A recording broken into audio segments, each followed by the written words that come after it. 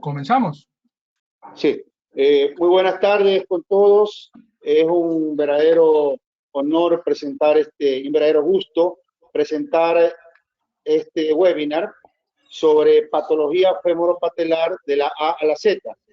Para este tema muy importante, contamos con la presencia de expertos dentro de rodilla, dentro de nuestro continente, dentro de Sudamérica.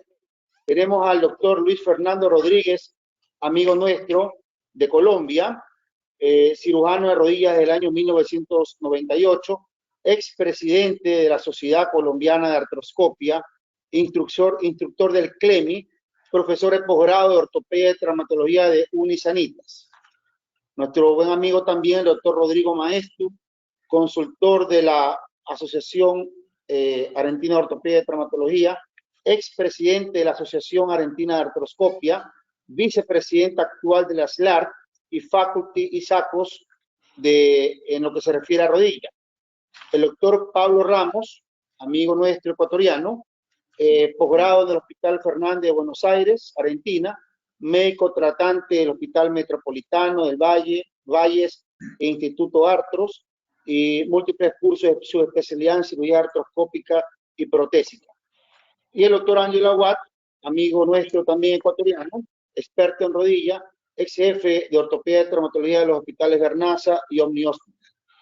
Bueno, muchísimas gracias a ustedes por la presencia, lo cual enaltece definitivamente a este webinar que estamos organizando.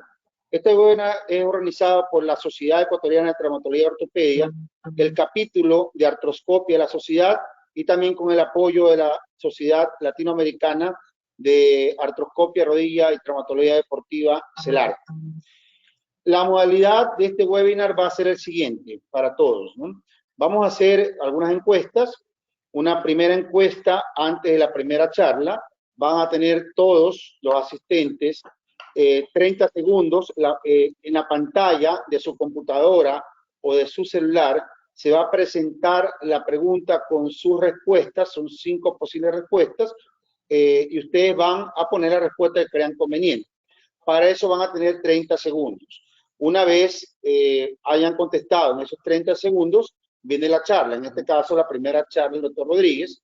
Al finalizar, el doctor Rodríguez se van a presentar las respuestas mayoritarias en porcentaje de esta pregunta y el doctor Rodríguez va a dar su apreciación. De igual forma, antes de la charla del doctor Maestro, habrán 2 preguntas, 2 encuestas, 30 segundos primero y 30 segundos después para esas 2 preguntas. Viene la charla del doctor Maestro, la presentación de los resultados y la apreciación de él. Después vendrá una cuarta encuesta, de igual forma, antes del doctor Ramos, con la misma modalidad. Una vez terminada esto de aquí, vendrá el caso clínico presentado por el doctor Ángel Aguad y las preguntas que ustedes, todos los asistentes, puedan hacer por este medio, que serán dilucidadas por los expertos. Muchísimas gracias a todos. Gracias por estar presentes en este webinar. Y pongamos la primera pregunta, por favor.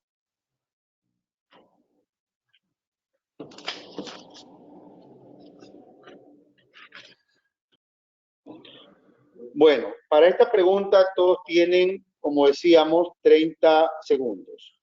En relación a la liberación del retináculo lateral, seleccione una de las siguientes opciones. A, no la realizo nunca. B, siempre la realizo siempre cuando hago una reconstrucción del ligamento patelofemoral medial.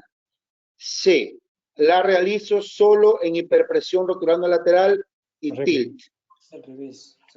¿Ya? D, solo asociada a aprehensión positiva. O E, solo asociada cuando hay una lateralización de más de 2 cuadrantes en el test de Sage.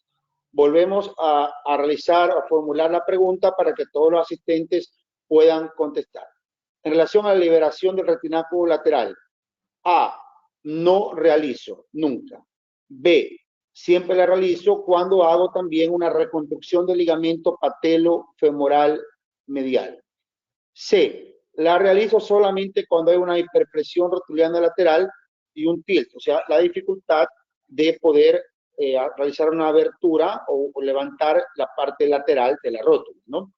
D, solo asociada cuando hay una aprehensión positiva, ¿ya? A la maniobra de la aprehensión positiva. Y E, ahí faltó literal, E, solo asociada, solo cuando está asociada a lateralización de más de 2 cuadrantes de la rótula.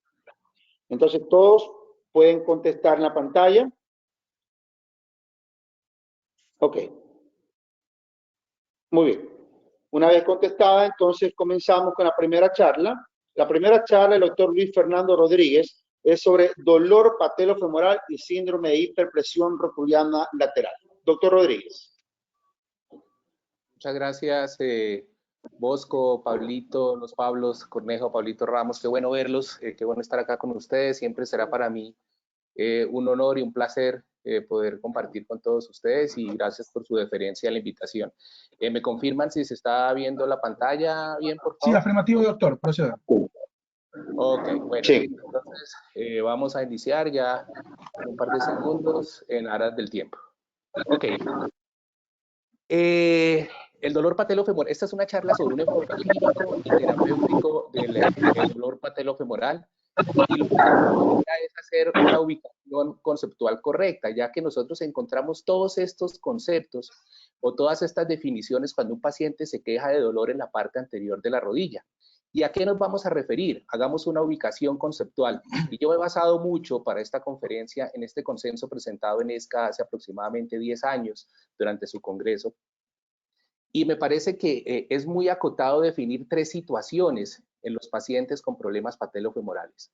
Uno son los síndromes de dolor patelofemoral, o sea, es el paciente que le duele la región anterior de la rodilla. Otro es el paciente con una artrosis patelofemoral aislada, que podría entrar dentro de un grupo diferente que puede ser de origen idiopático, puede ser traumática, o puede presentarse como consecuencia de algunos malalineamientos y de inestabilidad patelofemoral. Y otro tema es la inestabilidad patelofemoral, que también, como lo dije anteriormente, puede generar artrosis. Pienso que empecemos a diferenciar estos 3 grupos para enfocar a nuestros pacientes. Los síndromes de dolor patelofemoral, todos saben que son muy frecuentes, y a pesar de que se habla de que es el agujero negro de la patología de la rodilla, personalmente pienso que un enfoque ordenado, juicioso y teniendo en cuenta la multicausalidad nos puede llevar a ayudar a nuestros pacientes. Me interesa mucho la fisiopatología. Históricamente, ustedes saben, se empezó hablando de condromalacia patelar. Hoy en día no es aceptada la condromalacia. Eso fue en los años 60. No tiene valor diagnóstico, ni terapéutico o pronóstico. Y durante mucho tiempo, el dolor patelofemoral se atribuyó a los malalineamientos patelofemorales. Y fue en esa época en que surgieron todas estas mediciones que ustedes conocen desde el punto de vista radiológico. El malalineamiento patelofemoral es una normalidad en el tracking y vale el anglicismo porque es el encarrilamiento de las rótulas sobre el fémur que puede ocasionar un desplazamiento patelar lateral, una inclinación o la combinación de ambos. Es diferente el síndrome de hiperpresión patelar, que es una variedad de malalineamiento patelofemoral que consiste en una retracción severa del retináculo lateral. Entonces, el malalineamiento patelofemoral no es solo una mala posición de la rótula sobre el fémur, sino también puede ser una malposición de la rodilla con relación a la extremidad inferior con afectación patelofemoral. El malalineamiento patelofemoral históricamente se le ha atribuido el dolor patelofemoral, pero esto es muy importante, no todos los malalineamientos causan dolor y no todos los síndromes de dolor patelofemoral tienen malalineamiento. ¿Por qué duele el malalineamiento? Porque ese encarrilamiento anormal genera cargas anormales y finalmente todo se traduce en esta palabra, que es sobrecarga. Hay dolores patelofemorales que no tienen malalineamiento. Generalmente el dolor patelofemoral, cuando es por malalineamiento, como está muy relacionado con la sobrecarga, se presenta con el ejercicio. Hay situaciones específicas donde, por ejemplo, el paciente le duele solo en reposo, y es el caso del aumento de la presión intrapatelar aislada, que no necesariamente va con malalineamiento. ¿Qué hemos aprendido históricamente del malalineamiento? Que per se no es un factor desencadenante de síndrome de dolor patelofemoral y que la toma de decisiones quirúrgicas basados en supuestos malalineamientos por mediciones radiológicas nos puede generar malos resultados. es más importante evaluar qué tantos estos mal alineamientos van a ocasionar los sobrecargas sobre la articulación patelofemoral. Y hemos aprendido que no hay una correlación radiológica entre la radiología y el resultado clínico. Por eso yo siempre digo que los malalineamientos son mal llamados malalineamientos, son más bien unos reorientadores de vectores de carga sobre la articulación patelofemoral. Y fíjense ustedes que son apenas los realineamientos, unos coadyuvantes en la recuperación de la homeostasia de la articulación patelofemoral. El 91% de los síndromes de dolor patelofemoral mejoran con medidas conservadoras. Entonces, algunos malalineamientos pueden generar dolor y esa es la primera parte de la fisiopatología. Hay una segunda parte que es la teoría de la homeostasia tisular que fue descrita por Scott Dye hacia los años 90, que es muy sencillo, simplemente entre más frecuencia y más carga sobre la articulación patelofemoral, se puede empezar a generar sobrecargas que van a actuar sobre el hueso subcondral. Ustedes conocen muy bien la ley de Wolff, y los tejidos tienen un rango elástico en que absorben carga, pero después empiezan a deformarse y empiezan a fallar. Esto es la repercusión clínica. Lo primero que el paciente siente es dolor cuando aumenta la reabsorción y aumenta el metabolismo del hueso subcondral por sobrecarga, e inicialmente no hay ningún hallazgo radiológico. La radiografía empieza ya cuando hay fatiga y cuando ya hay alteraciones del hueso subcondral. Por eso la gamografía surge como un elemento diagnóstico importante antes de que haya hallazgos radiológicos. Entonces ya tenemos dos situaciones: mal alineamiento y alteración de la homeostasia. ¿Qué es alteración de la homeostasia? Básicamente mucha carga, mucha frecuencia. Esa carga, de acuerdo a la variedad en intensidad y duración de la actividad, va a tener una influencia sobre el hueso subcondral que tiene una alta inervación, influye mucho las posiciones en el deporte, los errores de entrenamiento y las contracturas alrededor de la rodilla que incrementan la reacción patelofemoral. Estas dos situaciones, mal alineamiento y alteración de la homeostasia, son complementarias. Ojo con este tercer punto, que son las adaptaciones de la marcha en los síndromes de dolor patelofemoral. Los pacientes que les duele la parte anterior de la rodilla, cuando hacen descenso de escaleras, tienen una disminución de contracción del mecanismo extensor. ¿Para qué? Para disminuir la presión patelofemoral. Y eso hace que estos pacientes hagan una contracción excéntrica de los isquiotibiales que puede generar por sobrecarga el dolor posterior de rodilla. Por eso los pacientes con dolor anterior de rodilla les puede doler atrás, les puede doler el hueco popliteo. Y cuando el paciente con dolor anterior camina en plano, hace una reducción del momento extensor en la fase del despegue de la marcha, y eso genera una sensación de debilidad sobre el mecanismo extensor que al paciente le da sensación de inestabilidad. Por eso algunos pacientes con dolor patelofemoral manifiestan como uno de sus síntomas la sensación de inestabilidad de la rodilla. Tenemos entonces tres factores fisiopatológicos de síndromes de dolor patelofemoral: algunos malalineamientos, la homeostasia, o sea, la sobrecarga, y los mecanismos compensatorios del dolor que les decía durante la marcha y sobre el descenso de escaleras, o sea, las adaptaciones de los patrones de marcha. El cuarto modelo es el modelo neural de los síndromes de dolor patelofemoral, muy bien descrito por el doctor Sanchís de España, del norte de España, que nos ha mostrado por estudios histológicos muy juiciosos alteraciones en el retináculo medial, en la grasa retropatelar, en la sinovial y el hueso subcondral. Esto es lo que duele principalmente en los síndromes de dolor patelofemoral. Y se han encontrado en el retináculo lateral neuromas y degeneración mixoide neural. Por eso a veces la relajación retinacular ayuda al manejo del dolor. Hay una hiperinervación del retináculo lateral y se han encontrado también marcadores neurales de dolor. Entonces, la fisiopatología completa del dolor patelofemoral tenemos que es algunos malalineamientos, la alteración de la homeostasia articular, o sea, las sobrecargas, y los mecanismos compensatorios de dolor, generadores de dolor por adaptaciones de la marcha, y las alteraciones neurales y humorales. Algunos puntos de la historia clínica. Yo siempre le digo a los residentes que cuando uno se para a examinar al paciente, después del interrogatorio, ya debe saber más o menos qué tiene. O es un dolor patelofemoral, o es un trastorno mecánico, o es alguna otra cosa, pero ya debe ir uno enfocado. Los síndromes de dolor patelofemoral típicamente producen un dolor difuso anterior, raro que sea unilateral, generalmente es bilateral, es leve a moderado. Cuando es constante y severo, piensen en otra cosa. Su frecuencia es variable porque depende mucho de las cargas, de la actividad. típicamente cede con el reposo. Cuando aumenta con reposo, hay que pensar en una variedad de dolor patelofemoral que es la hiperpresión patelar pura.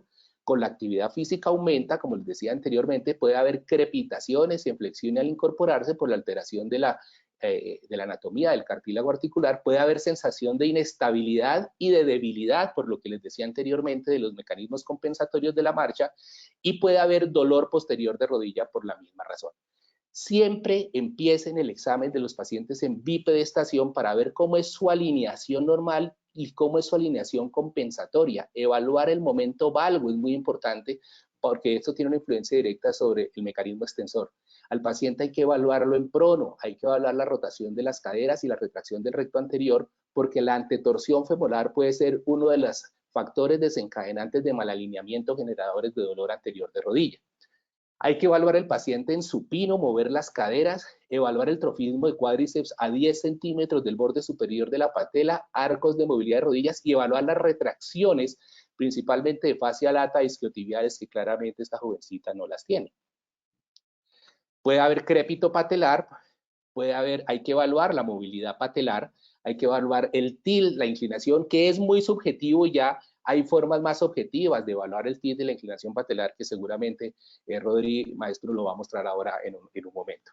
El ángulo Q realmente no tiene mayor relevancia en la toma de decisiones. Cuando yo evalúo el ángulo Q, aprovecho para tocar la inserción proximal del tendón patelar y la extensión distal para evaluar posibles tendinosis, que son uno de los diagnósticos diferenciales.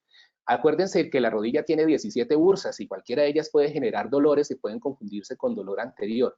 Quiero llamarle la atención sobre esta situación, que son los pacientes que tienen una lesión crónica del ligamento cruzado posterior o esquina posterolateral unilateral que no ha sido diagnosticada. Cuando tengan un paciente joven con dolor patelofemoral unilateral y muchas veces acompañado de artrosis, piensen en una lesión de cruzado posterior o esquina posterior-externa crónica que no ha sido diagnosticada. Siempre evalúen los pies, el pie plano o algo pronado influye sobre este tipo de alteraciones. Diagnóstico diferencial, artrosis patelofemoral de cualquier origen, inestabilidad patelofemoral es otro tema, la hiperpresión patelar pura, la sinovitis, las plicas sinoviales que sí se pueden ver en la resonancia, la sinovitis velloso nodular puede presentarse como dolor anterior de rodilla. Ojo con los dolores irradiados, todos conocemos muchas rodillas operadas por una artrosis de cadera o un problema lumbar no diagnosticado. La tendinosis patelar, las lesiones condrales patelares postraumáticas, la osteocondritis disecante de la rótula está descrito, la rótula bipartita, y esta es una situación especial que he encontrado que son granulomas o hemangiomas que generan por traumas directos previos que generan dolor en la región anterior y que no son fáciles de diagnosticar. En la rótula bipartita les recomiendo la resonancia para ver edema y para ver signos de sufrimiento que nos pueden llevar a una indicación quirúrgica. Y estos son granulomas que yo he encontrado en algunos pacientes en la región anterior de la rodilla que se pueden confundir con síndromes de dolor anterior de patelofemoral. Siempre radiografías comparativas con apoyo, axiales de rótulas a 30 grados. Estas mediciones realmente yo no las utilizo mucho, no me llevan a tomar ninguna decisión. El TAC de rótulas cada vez lo hago menos. Pienso que no es mucha la información que da y la radiación para los pacientes sí es muy grande. Prefiero unas buenas radiografías y una resonancia. Si estoy sospechando alteraciones torsionales, los TAC especiales para medir ángulo TTTG o la antetorsión femoral o la torsión tibial pueden estar indicados. Pero la resonancia magnética yo pienso que es fundamental en los pacientes con dolor patelofemoral para evaluar el estado del cartílago articular, para los diagnósticos diferenciales y hoy en día para la gran cantidad de mediciones de alineación y de displasias. Nosotros tenemos una buena experiencia por una radióloga experta en el tema en gamografía ósea, que es un estudio metabólico que nos puede ayudar a identificar pérdida de la hemostasia metabólica y muestra el impacto de la alteración estructural sobre el hueso, nos ayuda para el diagnóstico diferencial. Por ejemplo, este paciente lo que tenía era un síndrome de microfracturas y sobrecargas por actividades repetitivas. Fíjense cómo este paciente hacemos el diagnóstico de una hiperpresión patelar pura, ese es el paciente por un aumento de la presión intrapatelar y nos sirve también para seguimiento, esto es después de una anteriorización 8 semanas después. Estamos haciendo unos exámenes de TAC fusión con gamografía y con resonancia para tratar de ubicar la patología de los pacientes y tratar de diferenciar dentro de los dolores patelofemorales qué es lo que está pasando y nos sirve también para seguimiento.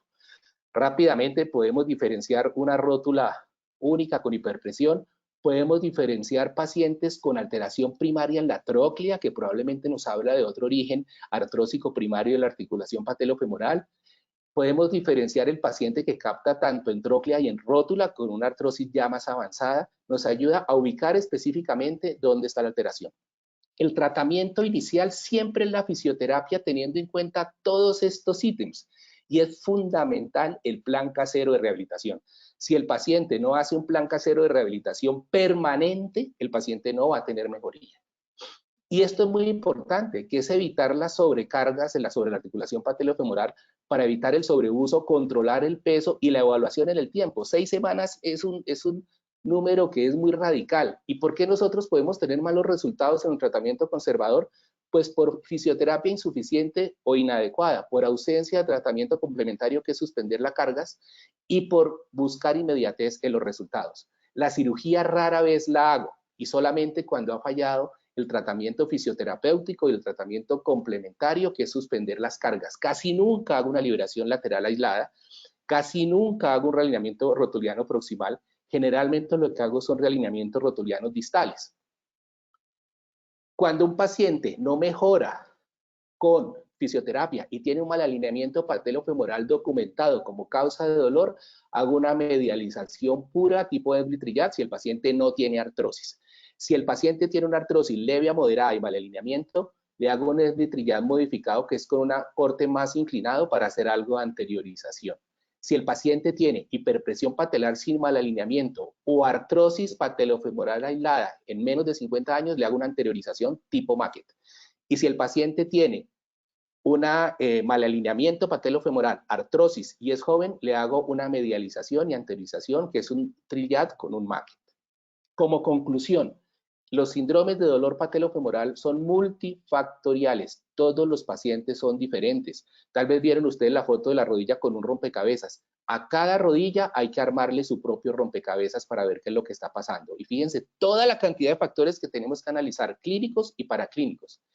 El diagnóstico de los síndromes de dolor patelofemoral es principalmente clínico. Tener siempre en mente el diagnóstico diferencial. La fisioterapia es el pilar del tratamiento, es compleja, artística y es permanente. Los estudios funcionales como la gamografía pueden ser útiles. Yo opero muy pocos síndromes de dolor patelofemoral, pero la cirugía bien indicada y atendiendo detalles tiene muy buen resultado. Manejar los síndromes de dolor patelofemoral es un arte que se perfecciona con la valoración juiciosa de cada paciente y con el tiempo. Muchas gracias por su atención.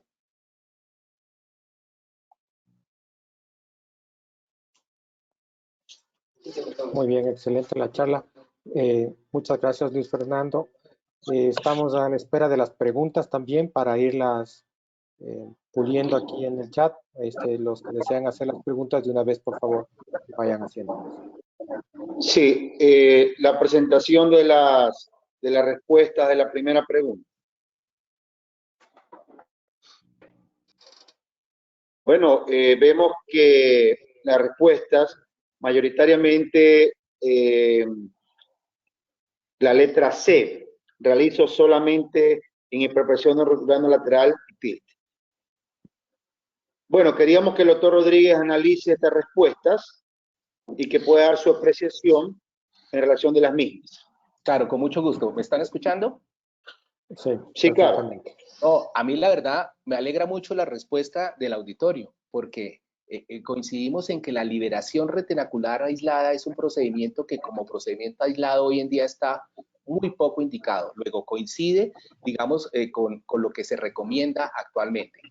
También me alegra mucho que no se haga sistemáticamente la liberación lateral siempre que se hace una reconstrucción del ligamento patelofemoral medial. Y probablemente le voy a dejar este comentario después al doctor Maestro cuando él hable de ese tema. Porque no siempre que se hace reconstrucción del ligamento patelofemoral hay que hacer relajación retinacular lateral. Esta es la principal indicación cuando hay una hiperpresión rotuliana lateral e inclinación patelar, y la hiperpresión rotuliana lateral documentada como una retracción retinacular severa. Y estas dos respuestas, la D y la D, pues realmente, y la E están bastante acordes con lo de la literatura actual. Lo que yo pienso que el auditorio está bastante conectado con las recomendaciones actuales en cuanto a la liberación retinacular lateral.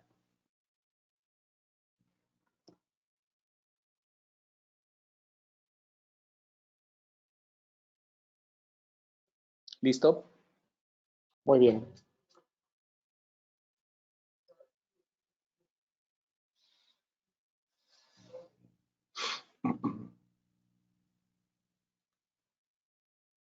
Continuamos, Rodrigo. Vamos, sí, vamos con las preguntas, con las encuestas. La segunda pregunta, por favor. Bueno, la segunda pregunta. Una luxación patelar en fase aguda, realizo intervención quirúrgica. A. Siempre realizo o hago la reparación o hago la reconstrucción en fase aguda, dentro de las primeras semanas. B. Asociado a fractura osteocondral. C. Siempre en lesiones traumáticas, en luxaciones de origen traumático. D. Cuando hay rotura del ligamento patelofemoral medial a nivel del fémur. Y E. Respuesta B y respuesta D. Repetimos la segunda pregunta. En una luxación patelar en fase aguda, realizo la intervención quirúrgica. ¿Cuándo la realizo? A. Siempre reparo o reconstruyo en fase aguda. B. Cuando está asociado a fractura osteocondral. C. En luxaciones traumáticas. D. Cuando hay rotura del ligamento patelofemoral medial a nivel del fémur. E. Respuestas B y D son correctas. Necesito silencio ahora sí. Ya, vamos con la siguiente pregunta.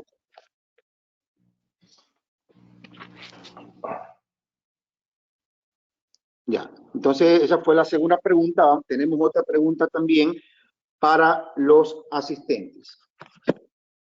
En la inestabilidad rotuliana, ¿cuál es la valoración por imagen más importante para usted? A. Altura rotuliana. B. Surco troclear. C. El signo de cruzamiento. D. La distancia tuberosidad tibial garganta de la tróclea. Repetimos. En la inestabilidad rotuliana, ¿cuál es la valoración por imagen más importante para usted para poder tomar las decisiones? ¿No? A. La altura rotuliana. B. El surco troclear. C. El signo de cruzamiento. Y D. La distancia tuberosidad tibial anterior garganta de la tróclea. Todos los asistentes pueden responder en su pantalla. Ok.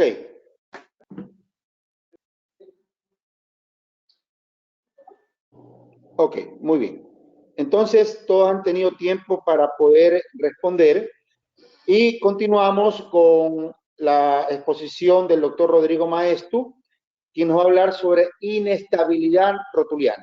Rodrigo. Hola, buenas tardes, Bosco. Pablos. Bueno. Ahí está. Mostrar mi pantalla. A ver ahí. ¿Están viendo mi pantalla ya? No, Rodrigo, todavía no. Todavía no, doctor. Todavía no se ve.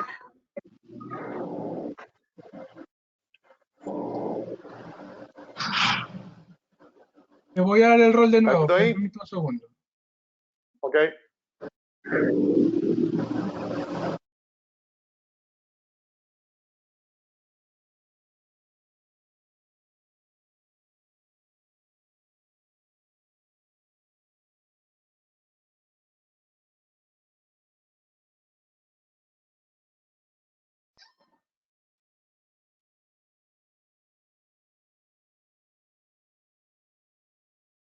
Cerró el compartir. ¿Está bien? Listo. ¿Bien? Sí, doctor, estamos ahí. Perfecto. Lo que no puedo saber es el panel de control que tengo acá al costado que me está molestando, pero no importa. Invitación, especialmente ahí a Bosco, que tenemos con bastantes mails en el medio. Un honor estar para la gente de Ecuador. Un honor también estar con Luis Fernando Rodríguez, mi amigo de Colombia, Pablo Ramos, Ángel Aguad, Bosco y Pablo Cornejo. Ay, no me pasa la diapositiva. Ahí sí, me pasó. Esta es la última foto que tengo con mucha gente. Es el último congreso de SLAR, que fue en Chile, ahora en marzo. Ahí lo ven a Pablo Cornejo riéndose mucho, como yo, porque pensamos que esta fue nuestra última foto con mucha gente. Esa es la mayoría son médicos de toda Latinoamérica. SLAR un relanzamiento fuerte, con Pablo Cornejo, con mucha gente de Ecuador haciendo fuerza. Así que los invito a entrar a la página de SLAR, la Sociedad Latinoamericana de Artroscopía, Deporte y Rodilla, y participar, hacerse socios y empezar a participar de todas las actividades que tenemos académicas. Bueno, la charla que me dieron a hablar a mí es inestabilidad patelofemoral. Bueno, Luis Fer ya habló muy bien de varias cosas que por ahí yo voy a repetir, pero yo voy a hacer cargo solamente de la parte de inestabilidad, no de dolor. Ahí están los nombres de mi equipo y los fellows de 2019-2020. Sabemos que David Desur nombró factores mayores y factores menores. Esto es un poquito también con respecto a la pregunta que hicimos, ¿no? ¿Qué es lo más importante en la inestabilidad? Bueno, lo más importante son los factores mayores, ¿no?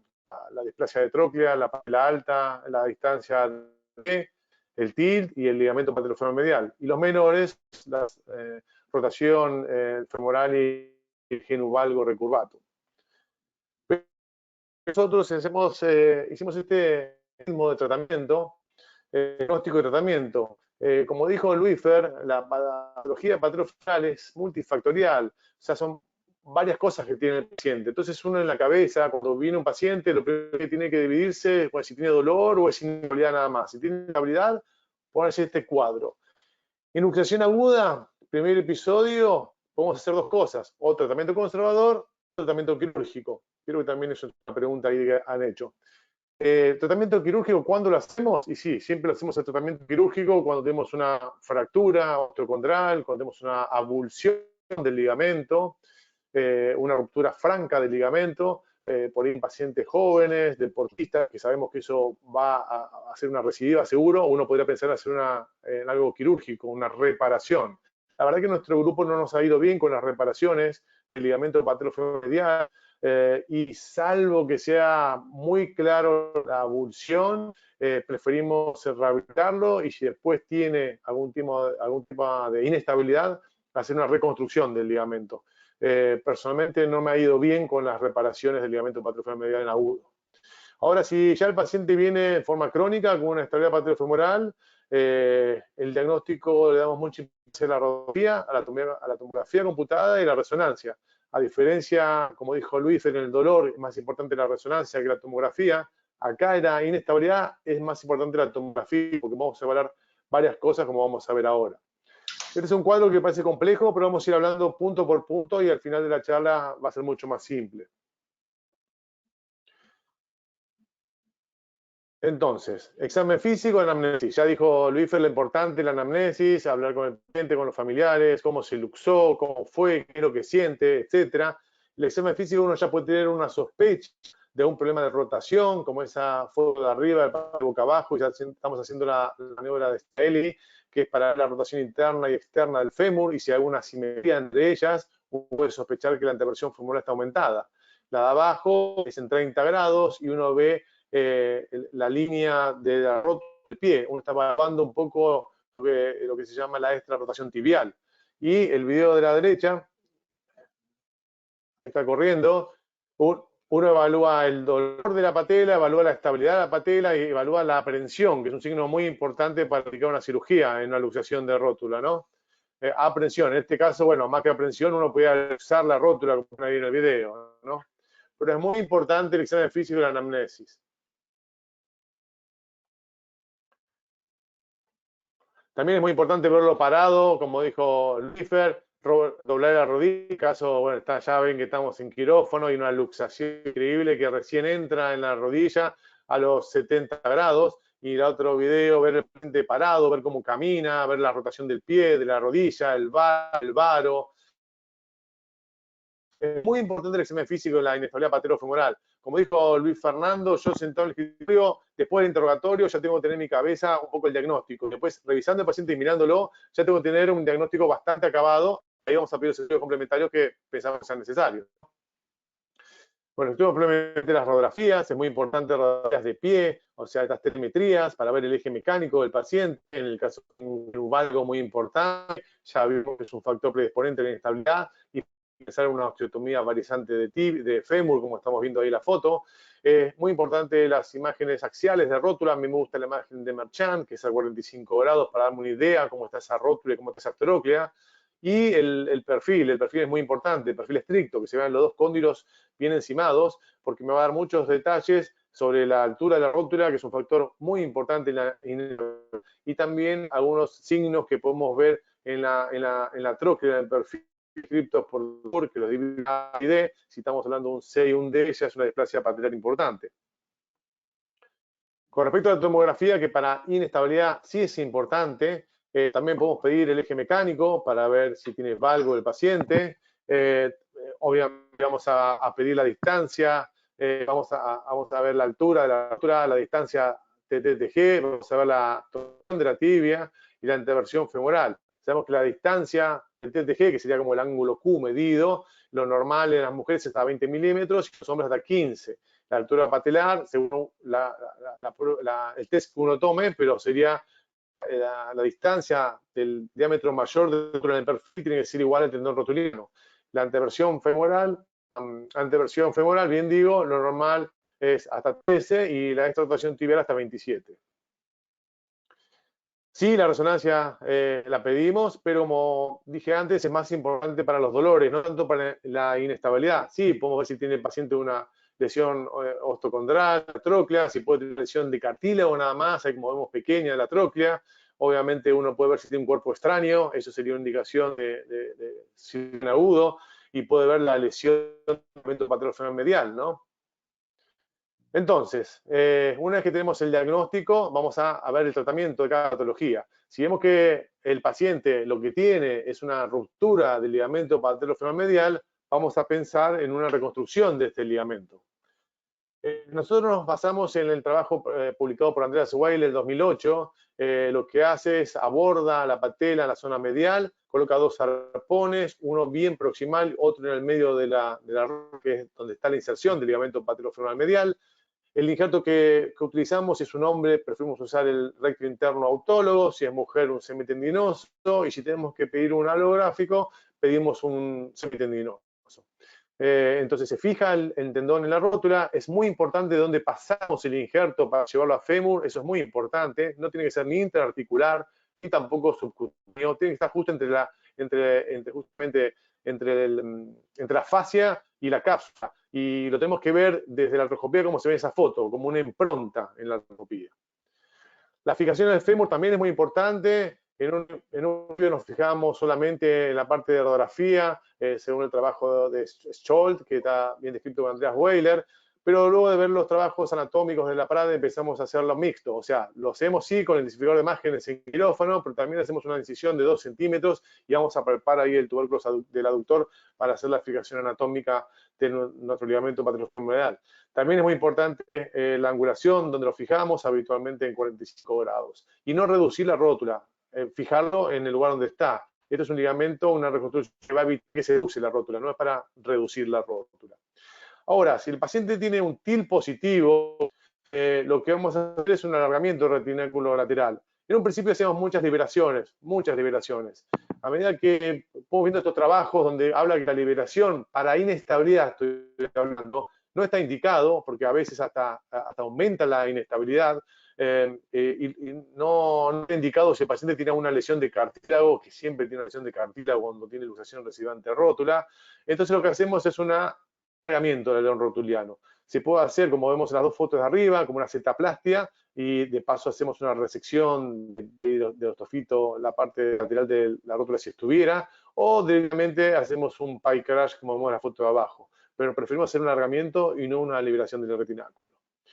Si el paciente vemos que tiene una alteración del TTG, o sea que tiene una rótula muy lateralizada, o tiene una rótula alta, entonces pensamos en la osteotomía. Ya algo dijo Luisfer, entonces puede ser la osteotomía, puede ser de medialización o de distalización.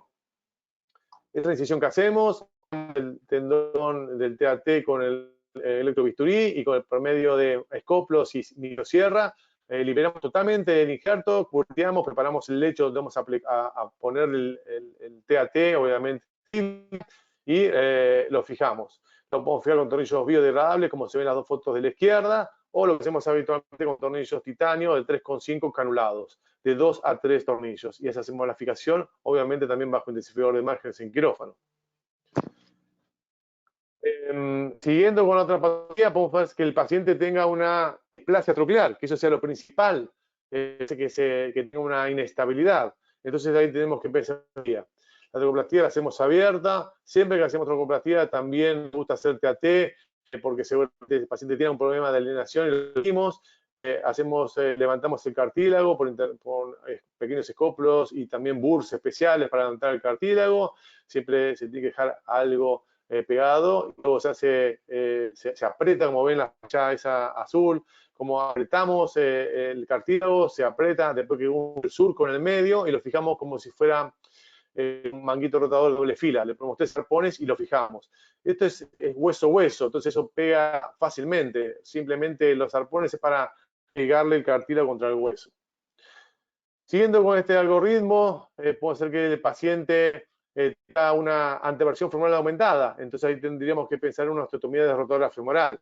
Estas fotos son de mi amigo Ricardo Manilov, de su trabajo presentado en el libro publicado por la Asociación de Artroscopía el año pasado, así como él hace la osteotomía de fémur, tiene esas cuñas metálicas para medir la angulación exacta y lo fija con un clavo placa como la foto de abajo. Por último, si el paciente tiene esta rotación tibial mayor de 26 grados, que dijimos que eso es lo normal, ahí tendremos que pensar en una osteotomía de rotadora tibial. Entonces, hacer un planning que se puede hacer con un software que es muy fácil para ver cuánto tenemos que rotarlo, o si no, simplemente con la tomografía y la medición hacemos la cuenta de cuánto tenemos que derrotarla. O sea, sabemos que lo normal es 26, si el paciente tiene 46, tenemos una derrotación de 20. Lo que hacemos primero, articulación tibio-peronea y con una gubia, comemos esa articulación para que podamos hacer la derrotación de la tibia. Luego colocamos 2 clavijas paralelas, ahí esotérica, supratorcitaria, ahí paralelas a la articulación, la osteotomía total de la tibia con sierra y la parte posterior obviamente con escoplo con mucho cuidado, a veces también con unas clavijas, y una vez que tenemos toda la osteotomía hecha, hacemos la rotación de la angulación que queríamos hacer. En este caso era 20 grados, se fija con otra clavija esa osteotomía, retiramos las clavijas paralelas y lo fijamos con la placa bloqueada con la clavija paralela, con la clavija que está fijando la osteotomía como si era la flecha azul de abajo. Después sacamos la clavija que estaba fijando y vemos cómo está la osteotomía. Se ponen 2 tornillos proximales, 3 tornillos distales. La verdad que es una osteotomía que es muy firme, pega siempre, no inmovilizamos, indicamos unas muletas, pero que vaya descargando el paciente de algún dolor. Como máximo 4 semanas, a las 4 semanas se tendría que estar alargando la muleta sin inconveniente. Bueno, entonces, para terminar, sabemos que es muy importante el diagnóstico, el examen físico, la anamnesis y obviamente los suplementarios, en ese orden, radiografía, tomografía y resonancia. El tratamiento, obviamente, siempre se indica tratamiento conservador, ya lo dijo Luisfer, ¿no? Este es el tratamiento conservador, fracaso, vamos a pasar a un tratamiento.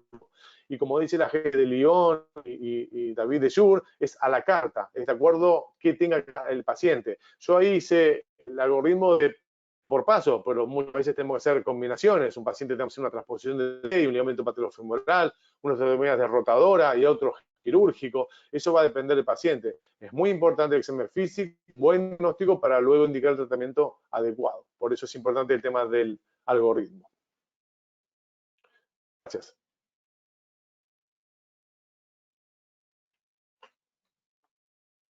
¿Se pudo ver bien? Muchas gracias. ¿Se escuchó bien? Excelente, Rodrigo. Excelente conferencia. Después podemos hacer una discusión mucho más amplia de la misma, ¿no? Presentemos las respuestas de las encuestas realizadas antes de la charla de Rodrigo, por favor. Ok. luxación patelar fase aguda, cuando realizo la intervención quirúrgica en agudo. La gran mayoría, el 74%, respondieron asociado a fractura osteocondral y cuando hay rotura del ligamento patelofemoral medial en el fémur. ¿Qué apreciación tiene Rodrigo con esas respuestas? Muy bien ubicado, es correcto, o sea, asociado a una fractura osteocondral es correcto, y cuando hay una rotura del ligamento patelofemoral del fémur también es correcto. Como dije, personalmente no me ha ido bien con las reparaciones del ligamento patelofemoral, pero bueno, la literatura habla que si hay una rotura del fémur, la indicación sería repararlo, y obviamente perfecto una fractura osteocondral. Siempre, poca gente, porque no siempre, si el paciente no tiene un fragmento libre, no tiene una avulsión, no tiene nada agudo, traumático, el tratamiento es conservador, obviamente. Pero está muy bien la respuesta.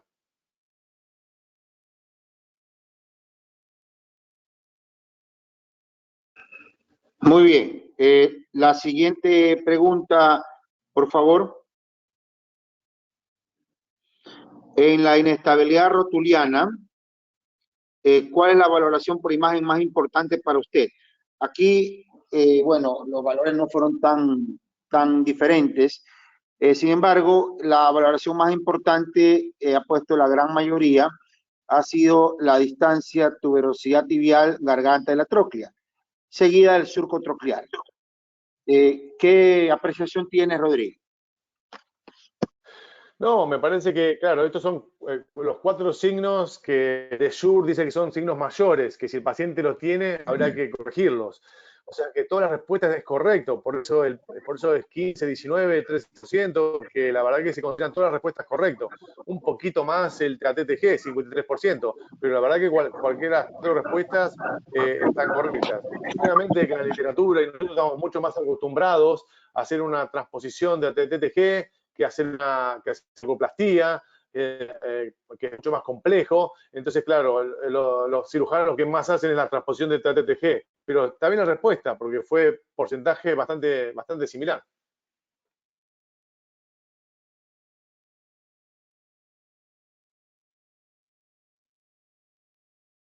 Ok, excelente, Rodrigo. Muchas gracias por tu exposición y tus respuestas. Seguimos con la cuarta encuesta, por favor.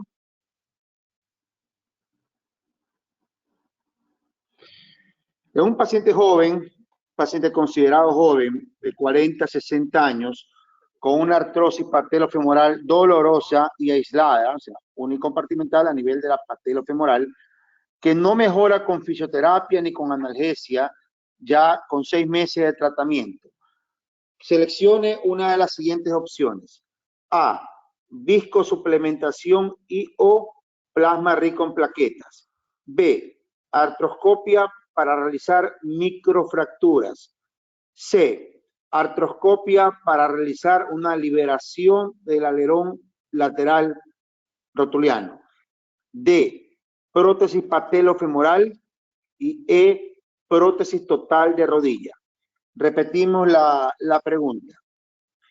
En un paciente joven de 40 a 60 años con artrosis patelofemoral dolorosa y aislada que no mejora con fisioterapia ni analgésicos durante 6 meses de tratamiento, seleccione una de las siguientes opciones.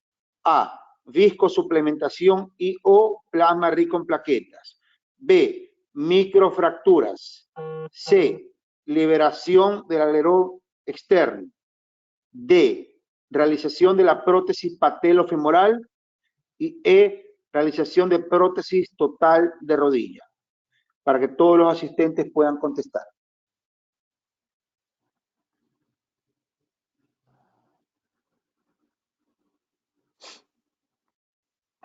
Ok.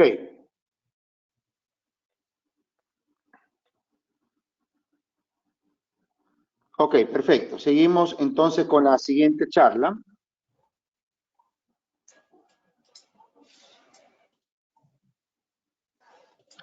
Ok, seguimos entonces con la tercera charla con el doctor Pablo Ramos, quien nos va a hablar sobre artrosis femoropatelar. Pablito.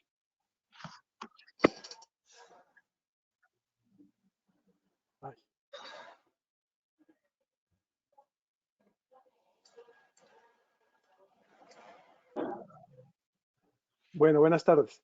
Está la pantalla, ¿no? Sí. Sí, está bien, Pablito. Listo. El tema que me toca es justamente el manejo de una artrosis sintomática patelofemoral, que esa sería la indicación de una prótesis patelofemoral. Comencemos con un caso clínico muy parecido al que ha expuesto ahorita Bosco, mujer de 50 años, trabajadora doméstica, dolor incapacitante anterior de rodilla izquierda por 3 años, artroscopías 4 ocasiones, afectado rotuliano, liberación de alerón, manejos fisioterapia y analgésicos, los cuales todos han sido fallidos. No sobrepeso, genuvaro mínimo, masa muscular óptima. En rayos X, como ustedes ven, hay una subluxación rotuliana, tiene un normoeje, la patela está alta y hay un pinzamiento patelofemoral. En las tomografías vemos la displasia troclear y rotuliana y el pinzamiento patelofemoral. Con esto, y justamente lo que aclaro es un trabajo de algunos años, la paciente ha sido expuesta a algunos tipos de tratamiento, nosotros decidimos la prótesis patelofemoral. Esos son los hallazgos. Artrosis a nivel de la tróclea, artrosis a nivel de la patela, y observen ustedes la femorotibial y los componentes, en este caso, el ligamento cruzado anterior. En este caso, ustedes sacrificarían la tibiofemoral, que es lo que se hace cuando hallamos este tipo de problema, artrosis patelofemoral exclusiva y femorotibial sin problema, nosotros realizamos la prótesis patelofemoral. Válido hablar de epidemiología, es mucho mayor, un 75% en mujeres, en los hombres un 11%, de 40 años o menores se presenta un 9% de artrosis, en 60 años o igual es 15%, y habitualmente es posterior o a una displasia troclear que se presenta en el 30%, o un mal alineamiento, como ya lo dijo Rodrigo, en el 70%, o sea, un ángulo coelevado, un TTG aumentado o patela alta. La sintomatología, no voy a repetir lo que dijo Luis Fernando, pero habitualmente todo trabajo en semiflexión es lo que incorpora, o perdón, da el dolor al paciente y el dolor viene a ser muy importante e incapacitante.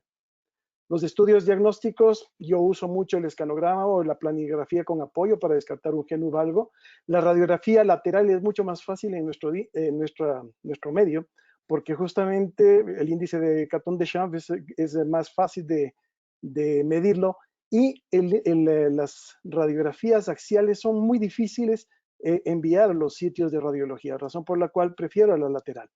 Las tomografías yo le doy mucha importancia en a 0 y 20 grados, como ustedes ven cómo se comporta la misma rótula del mismo paciente en 0 y 20 grados, el índice TTTG que ya se indicó, y en resonancia magnética es importante para nosotros descartar o confirmar algún problema de osteoartritis femorotibial que nos descartaría, o perdón, sería una contraindicación para una prótesis patelofemoral. Haciendo un resumen, y perdón el acúmulo de palabras, nosotros para llegar a una prótesis patelofemoral, que lo estamos haciendo 10 años, hemos pasado por todos estos elementos, hasta la osteotomía tubérculo, que es nuestro límite. Hemos pasado por fisioterapias, condroplastias, liberaciones, perforaciones, microfracturas, mosaicos, y la osteotomía yo hago la técnica de Fulkerson. Troqueoplastia no la hemos hecho en las patelectomías, pero si todo esto falla, hemos realizado todo este conglomerado de tratamientos, creo que tenemos un espacio para manejo de artrosis sintomática con una prótesis patelofemoral. ¿Cómo logramos un resultado óptimo? Primero, la selección adecuada del paciente. Indicación unánime e indicación completa, artrosis patelofemoral sintomática.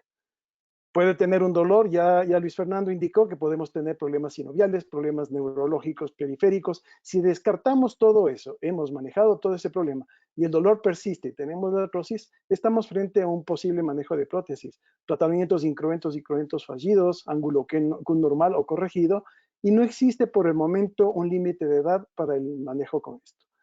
Respetar las contraindicaciones, importantísimo. Si hay una osteoartritis femorotibial grado 2 a 4, no sería realizable porque justamente va a degenerar en una artrosis en poco tiempo. Contractura en flexión, geno valgo grave, estático o dinámico.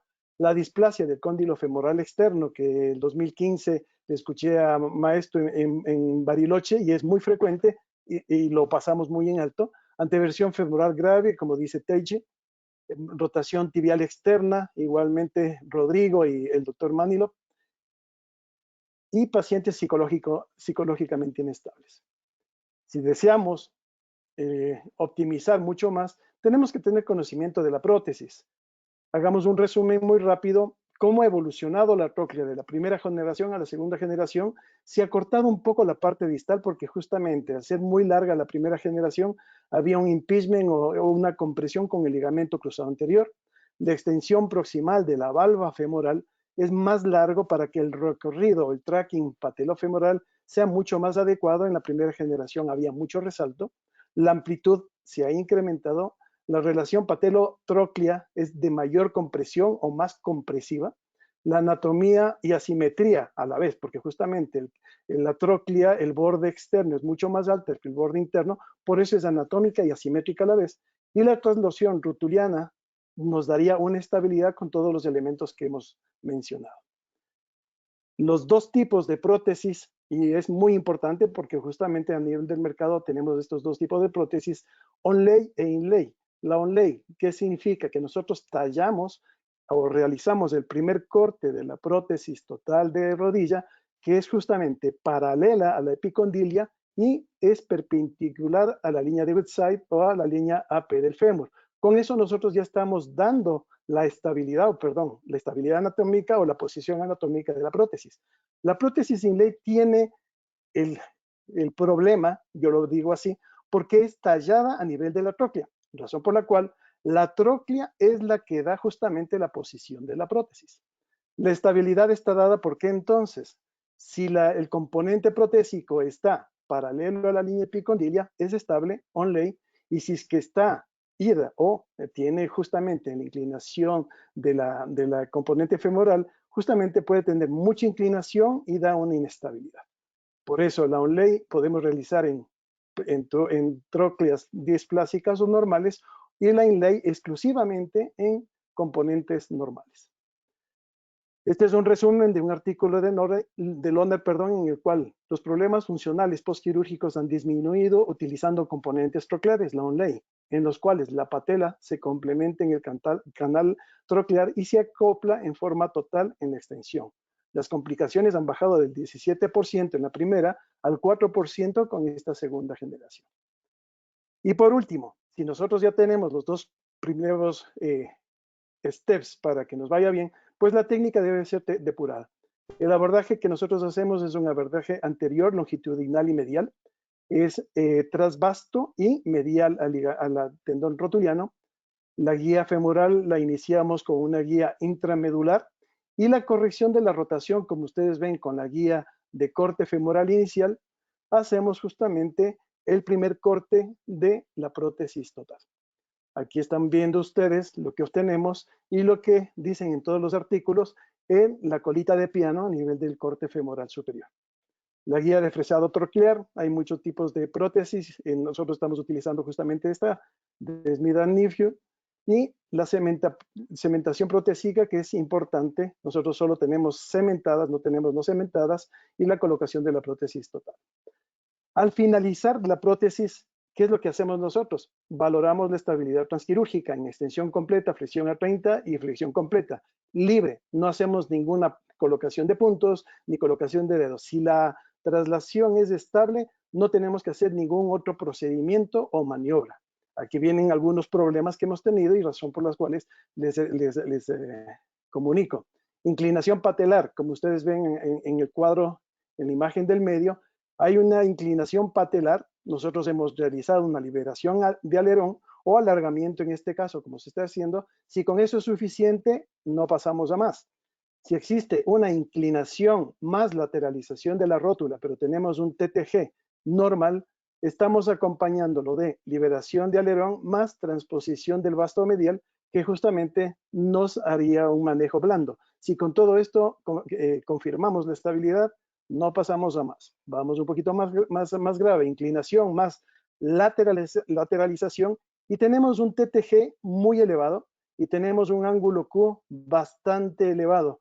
Nosotros en ese momento hacemos liberación de alerón, transposición de vasto medial y también tuberculoplastia tibial anterior, como ustedes ven aquí, para medializar. Repito, nosotros hacemos la técnica de Fulkerson, con lo cual hacemos anteromedialización y los dos sentidos para corregir la forma de funcionamiento.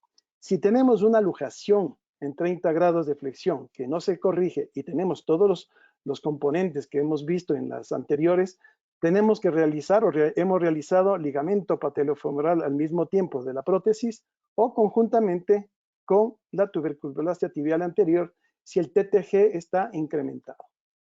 Como lo dijo Rodrigo, pues es una cirugía a la carta, como ya dijo Deju, lo oímos en Praga y bueno, en Glasgow últimamente.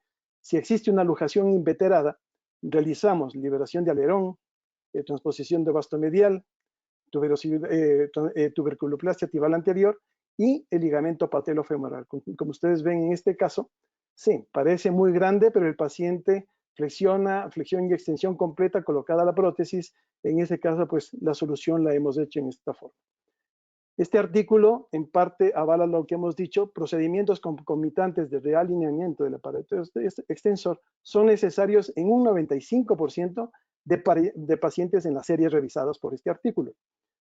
En otra revisión, y hablemos justamente de las complicaciones que sí les hemos tenido, las fallas son en el 42% una osteoartrosis femorotibial por mal escogitamiento de pacientes, culpa nuestra. El 16% dolor persistente. Habitualmente este dolor persistente son en pacientes que no desarrollan buena musculatura, no tienen muy buena fisioterapia y comienza a dolerles todo el contorno de la rodilla. Aflojamiento escéptico no lo hemos visto nunca. Hay errores técnicos que al inicio sí los hemos tenido. Por ende, la indicación, una técnica quirúrgica y diseños de implantes son importantes para un muy buen resultado de la prótesis patelofemoral. Esta revisión bibliográfica, las conclusiones fueron en relación a el resultado entre una prótesis total y una prótesis patelofemoral son muy similares, pero vamos a los costos. Una prótesis patelofemoral está costando, y perdón que lo diga en esa forma, $1,500. Una prótesis total, $4,000. Y la durabilidad está entre 10 años, 15 años. Y en un paciente de 40 años me juego por la prótesis patelofemoral. Hay mayor número de complicaciones, el sistema Inlay, que ya lo sabíamos, y la conversión de prótesis patelofemoral a prótesis total es muy sencilla. ¿Por qué razón? Hemos realizado ya el primer corte de la prótesis total y el resto, entre comillas, vendría a ser un terreno virgen. Durabilidad en este estudio justamente se ve en muchos artículos y vemos que a los 5 años la durabilidad es la supervivencia de 91.7, en 10 años 83, 84%, que más o menos vamos con nuestro manejo, y 15 años van disminuyendo la durabilidad de esta prótesis. Como conclusiones, la indicación adecuada del paciente es válida, la valoración clínica precisa, justamente haciendo un ángulo coextendido dinámico para ver la traslación o el movimiento, la biomecánica de la rodilla, descartar lesiones sobreañadidas y que contraindiquen esto, tendríamos que manejarlo para justamente no fallar. Alineación de componentes troqulear es la llave, de recorrido patelofemoral. El balance de tejidos blandos y óseos, como la tuberosidad anterior de la tibia, es indispensable para justamente el éxito de la prótesis. El sistema Inlay tiene mucho mejor estabilidad y recorrido que el Inlay. La conversión hacia prótesis total es muy sencilla y la durabilidad está entre 11 y 16 años en artículos recientes. Tomemos en cuenta en muchas ocasiones, en charlas con amigos y charlas justamente que hemos compartido, todos presentan los estudios de a 20 años y una falla altísima, pero tomemos en cuenta que es la primera generación.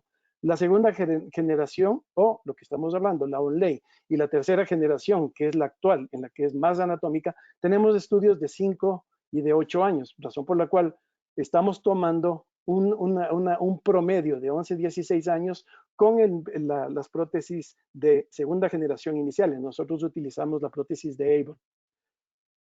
Es válido este slide porque en muchas ocasiones la primera pregunta que me hacen es, pero si yo no cambio la rótula en una prótesis total, ¿por qué me voy a meter a hacer algo en la prótesis patelofemoral?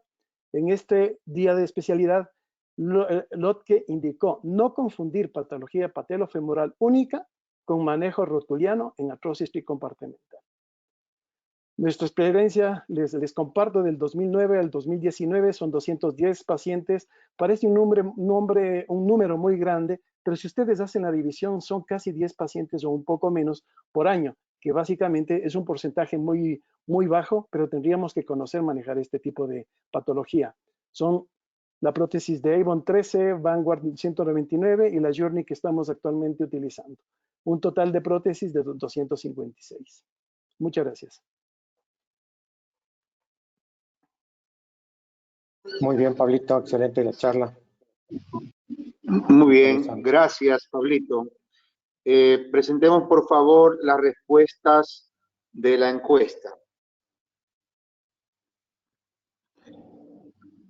Bueno, Pablo, paciente joven de 40 a 60 años con artrosis patellofemoral aislada, dolorosa, que no mejora por 6 meses.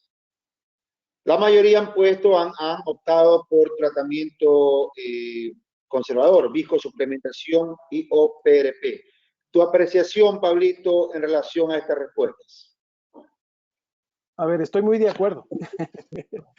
Y la razón es la siguiente, como yo les puse justamente en la diapositiva de manejos, y Luis Fernando fue muy claro en eso, nosotros lo que tenemos que ser es conservadores, manejar hasta donde nos dé la manga, justamente si el paciente puede salir adelante con medicación, con cambio de actividades, cambio de actividad deportiva en especial, pues va bien.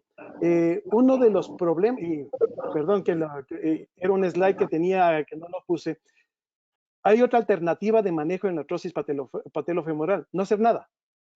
¿Y eso por qué lo digo? Hay muchos pacientes propios que los he planificado para prótesis patelofemoral, pero les he indicado, ¿por qué no cambia o varía el tipo de actividad? Usted vive en una casa con muchas gradas, suba una sola vez o cámbiese de casa. Más drástico, pero bueno, cambie de deporte, trate de hacer otro tipo de actividad. Cuando sube las gradas, suba de lado o trate de bajar tipo slalom.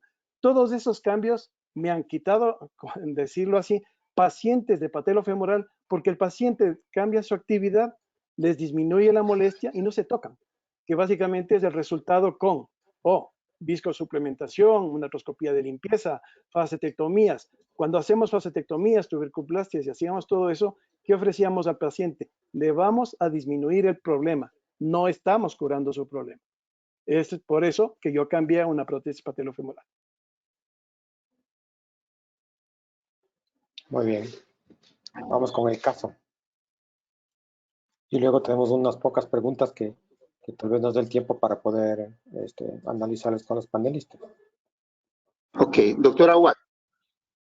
Doctora Watt, muchas gracias, Pablito. Doctor Ángelo, con el caso clínico, por favor. Ok, ¿pueden ver la presentación? Sí. Sí, caso clínico, paciente masculino de 19 años. ¿Sí la pueden ver ustedes allá? Sí, perfecto. Ya, ok. Bueno, gracias Bosco, gracias amigos del panel por permitirme la participación. La semana pasada Bosco me llamó para preguntar si teníamos algún caso interesante de una artrosis o de algún tipo de lesión a nivel de la patelofemoral. Inicialmente, como estábamos encerrados, le dije que tenía que buscarlo y bueno, me acordé de este caso y lo voy a compartir con ustedes. Se trata de un paciente masculino de 19 años de edad. Él es deportista profesional, es un jugador del equipo de Barcelona. Este paciente como antecedente tiene dolor anterior en su rodilla, aproximadamente ya 1 año de evolución. Le habían hecho terapias con ondas de choque, fisioterapia, rehabilitación, también ya le habían hecho viscosuplementación de acuerdo a lo que él empezó a contarnos, ¿no? Se trata de su rodilla derecha. Él mencionaba que 1 año atrás tuvo un accidente de tránsito. Ese es el vehículo, cómo quedó después del accidente. Y después de ese accidente, él iba sin cinturón de seguridad con unos traguitos. Entonces parece que en el momento del choque, él tuvo un impacto directamente sobre el tablero con su rodilla. Luego de esto, él sentía una sensación de enganche en la rodilla. Lo que él mencionaba es que cada vez que él hacía la extensión completa, sentía un clic que antes del accidente no lo tenía y esa era su molestia. Sin embargo, tenía flexión completa, extensión completa, de lo que él podía referir. El dolor solamente era después de tener partidos oficiales. O sea, cuando él terminaba su partido, él sentía una sensación de edema en su rodilla, de dolor, Nunca me refiere que le sacaron líquido, ni que hubo un derrame articular o que hubo alguna manifestación de un dolor que no le permitía caminar. Pasaban 24 horas, 48 horas con hielo y esto, él refiere que se mejoraba considerablemente y volvía a entrenar. No sé si los amigos del panel hubieran preguntado algo más o si es que consideran de que estos datos en la historia eran suficientes. Empecemos a hacerlo un poquito dinámico, aunque no los veo a ustedes, solamente veo mi pantalla, pero bueno, me interrumpen nomás, por favor. Tenía sinovitis, tenía líquido en la rodilla, choque. Ya, eso lo voy a hablar ahorita en el examen físico. Justamente la flexión y la extensión eran completas. No tenía dolor en el momento de la extensión ni de la flexión. La masa muscular estaba completamente bien. Él seguía haciendo sus ejercicios habituales, sus entrenamientos en el equipo, en cancha, sin ningún problema, según él lo refería como lo mencionamos, ¿no? Al examen físico pude observar que tenía maniobra de choque rotuliano positivo en el momento que uno hacía la presión de la rodilla, de la patela sobre la tróclea, había una especie de chasquido, de crujido articular que generaba dolor. En la maniobra del cepillo, muy dolorosa en el momento que uno hacía presión sobre la rótula y la desplazaba de un lado hacia el otro. El peloteo negativo, no había líquido articular, era doloroso, tenía una rótula bailarina dolorosa, el signo de Solen, que es el desplazamiento lateral, y a pedir que él haga una contracción muscular, era también positivo y doloroso. El signo de la presión de la rótula también era positivo. Ya, las otras maniobras pues, para ver meniscos, ligamentos, estaban totalmente normales, no había dolor, no había molestias ni para menisco medial ni lateral, ligamentos cruzados estaba bien, Lashman era negativo, cajón negativo y los bostesos tanto de colateral medial y lateral también estaban negativos. ¿Alguna pregunta, algún comentario hasta este momento antes de ver las imágenes que pude recuperar porque este caso tiene en este momento ya 2 años? No, felicitarte que estás presentando el caso excelente. No nos das muchas preguntas al panel porque estás diciendo bien perfecto. Así que por ahora yo no tengo ninguna pregunta. Felicitarte como estás presentando el caso, nada más. Ok, listo. Entonces, cuando lo veo en la consulta, le pido una resonancia magnética. Volvemos a mencionar que había transcurrido 1 año desde su accidente cuando empezaron sus molestias y nos encontramos con estas imágenes. Les pido disculpas por estas imágenes. La verdad es que no, por más de que traté de encontrar las originales, fue muy difícil. Estas son unas fotos que yo tenía en la carpeta del paciente. Podemos ver una zona de gran edema óseo, ya a nivel de lo que es la cara lateral del fémur, a nivel del cóndilo lateral. ¿Ya? Pienso de que es muy importante ese edema. Y esta es la imagen en la patelofemoral, en la cual también podemos observar que hay una zona de edema a nivel de lo que es la tróclea y podemos observar de que se pierde la continuidad en la línea articular normal a nivel de la femoropatelar. Ya, lamentablemente esas son las únicas imágenes que tengo, pero creo que con esto tenemos bastante ayuda. Podemos observar que la rótula está centrada, la rótula está bien, no tenía una patela alta. Lo que sí llama bastante la atención en las imágenes que podemos observar en este momento y en estas imágenes vemos de que hay una gran zona de edema óseo. Repito, este paciente siendo deportista profesional ya había sido manejado clínica, ortopédicamente, con terapia, viscosuplementación, incluso hasta ondas de choque le habían hecho sin tener mejora y resultados. ¿Algún comentario, alguna pregunta, amigos del panel?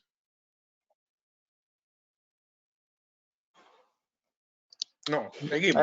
Ahí, Ángel, puede ser que hay una resonancia, ¿se ve una lesión del ligamento patellofemoral medial o me parece a mí? Ese corte axial de resonancia. La del medio, ahí, Aquí. arriba. ¿Eso es una lesión o...? Mira, la verdad no lo catalogué como que había una lesión, porque en el momento del examen clínico la rótula sí estaba centrada y no había una luxación ni signos de inestabilidad. Entonces, no llegué a pensar de que tenía una lesión del ligamento patelofemoral medial. ¿Ya? Entonces, Como dijiste que tenía aprensión, esa aprensión era aprensión de dolor, no era una aprensión de inestabilidad entonces. No, era aprensión por el dolor. En el momento que uno le hacía las maniobras estaban positivas, pero repito, cuando él, incluso me acuerdo muy claramente, esto ya fue hace 2 años, él me dijo, míreme doctor, yo estoy bien, yo me puedo acunclillar y puedo saltar y yo hago sentadillas. El problema es que cuando juego 90 minutos la rodilla me duele y me molesta y siento que está hinchada, pero nunca he tenido líquido en la rodilla como para que el médico del equipo me haga la punción y me retire el líquido. Entonces, eso era lo que me llamaba la atención y por eso no pensé que había una inestabilidad. De hecho, creo que todavía no tiene una inestabilidad. Ángelo, una pregunta. Parece que lo que es más claro es que toda la sintomatología aparece después del trauma. Antes de eso él no tenía ningún problema. No tenía ningún problema. Acuérdate, cuando él tuvo el accidente tenía 19 años. Él estaba ya 1 año jugando en el equipo principal. Antes de eso estuvo en las ligas inferiores y él nunca había tenido ningún inconveniente. O sea, había pasado de un equipo después a otro equipo. ¿Ya? Después de su accidente de tránsito es que él empieza con su sintomatología. Exactamente, fue traumático, así es. Ok. Listo. No más comentarios. Bosco, Luífer, Pablo. No, es que, Angelito, es que se me fue un momento la señal, me desconecté y me volví a conectar. Si quiero entender que lo más relevante de la resonancia es una contusión femoral externa, ¿verdad? Y la contusión ahí la resonancia, mira el gran edema que hay, ¿no? Sí, exacto, contusión femoral. ¿Qué otros hallazgos son relevantes o consideraste relevante en la resonancia? La verdad es que en ese momento lo único que me llamó la atención fue el edema y esta imagen que estoy, si ustedes pueden ver que yo señalo la pantalla, sí, ¿verdad? Sí, lo estoy viendo perfecto. Esto de aquí fue lo que a mí me llamó la atención. Sí. Totalmente esta superficie de acá. ¿Tienes corte sagital de la resonancia? No, lamentablemente eso les decía, les pido un millón de disculpas, son las únicas imágenes que logré recuperar. Ya, el caso tiene 2 años, y claro, todo lo tenía en el consultorio, entonces se me hizo un poco más difícil meterme por la nube a la oficina para tratar de bajar las imágenes y todo eso. Bueno, no sé, ustedes qué más le harían después. Las expectativas que tiene él como jugador profesional, aunque sea del Barcelona, no importa, pero conversaste con él. Yo tengo entendido que es el mejor equipo del Ecuador, eso me han dicho, Angelito. ¿Estoy en lo cierto? Así es, Luis Fernando. Así es verdad, eso es cierto. O sea, yo siempre he dicho, yo soy barcelonista de corazón y melexista de profesión. Pero en tal caso, no sé si alguna otra cosa, si no pasamos al tratamiento que le hice. Dale. Está muy bien, Ángel. Listo. El diagnóstico. Le metí el artroscopio. Definitivamente había la lesión que se observa en la resonancia magnética, la gran pérdida de cartílago a nivel de la tróclea. Había un fragmento libre en la articulación. No había líquido. Definitivamente cabe mencionar que las estructuras anatómicas como meniscos y ligamentos estaban totalmente bien. Solamente se observaba esta lesión a nivel de la tróclea. Me llamó bastante la atención, un muchacho de 19 años, deportista profesional. Entonces se hizo lo que correspondía hacer el debido desbridamiento, raspamos ese cartílago que tenía hasta que nos quede una superficie completamente sangrante. Hicimos perforaciones. No tengo esa imagen acá. Sí, hicimos aquí perforaciones tipo PRIDI, microfracturas, y luego de eso pues aplicamos el implante inyectable que es el Joint Rep, ¿no? Que es matriz de chitosan poliacetilglucosamina. Ya formamos la capa de protección como podemos observar en esta imagen. Rellenamos por completo el defecto, así es como quedó. y definitivamente pues a ese paciente lo pusimos en descarga, estuvo 3 semanas haciendo rehabilitación a full en ejercicios activos y pasivos, lo que no le permitimos fue carga, y entró de nuevo a los 3 meses, estaba otra vez en cancha jugando, haciendo goles. Recuerdo muy bien que yo estaba de viaje cuando él hizo su primer gol desde media cancha, la verdad me emocionó mucho, y lo pateó con su pierna derecha operada. Estuvo en mi consultorio hace exactamente un mes, si podemos observar aquí se ve la fecha, el 10 de marzo del 2020, que fue a consultarme otra situación y le dije, ¿sabes qué? Aprovechando que estás aquí, hagamos una resonancia de tu rodilla, quiero ver cómo va la evolución, porque no ha tenido molestias, o sea, ha estado jugando y podemos observar de que esta es la resonancia al momento actual en el que prácticamente hay algo de edema, no en la imagen que se veía, no en las imágenes que veíamos hace 2 años atrás, todavía queda algo de edema. Sin embargo, el surco, la zona que había de defecto a nivel del cóndilo lateral, pues definitivamente ya no se ve. Entonces, ese es el caso que quería compartirlo con ustedes y quería presentarles. No sé si tienen alguna inquietud, hacemos algún comentario. Me encantaría escuchar a los profesores y amigos del panel. Ángelo, una cosa. A ver, en la primera resonancia que nos A indicaste... ver, déjame un segundito. Salgamos de aquí para poderlos ver, que no los veo. Eduardo. Doctor, sí, minimiza el toque el del botón del meeting para que se le restablezcan las cámaras. Ya, ok, listo. Ahora sí estamos de nuevo, todos ya los veo. A ver, pregunta, por Ángelo, favor. hablamos. Hay una contusión a nivel de tu cóndilo femoral externo y había una contusión a nivel de la tróclea, que eso en parte sería posterior a un problema traumático, una fractura condral de tipo traumático. Yo voy más que todo para los asistentes. Si tú no tienes justamente ese regenerador cartilaginoso, y una cosa que me hubiera preocupado en ese momento es la contusión ósea. Nosotros hubiéramos realizado, yo hubiera realizado un OATS, un injerto autólogo, y lo que hacemos es fresamos hasta 2 centímetros. ¿Qué ganamos con eso? Descomprimimos y hemos visto que justamente la descompresión de esa zona de compresión ósea o de problema hemático a nivel del fémur se descomprime y el paciente se siente muy aliviado. Pero repito, el resultado es espectacular, más que todo ha desaparecido esa contusión, pero en un inicio, si me hubiera llegado ese paciente y yo no tendría el manejo de este tipo de regenerador, yo sí me hubiera jugado por un OATS. A ver, sí, Pablito, es verdad. Lo que nosotros hacemos es microfracturas, usualmente cuando las tengo en la tróclea, y a veces es muy difícil entrar con una guía o con el equipo de microfracturas.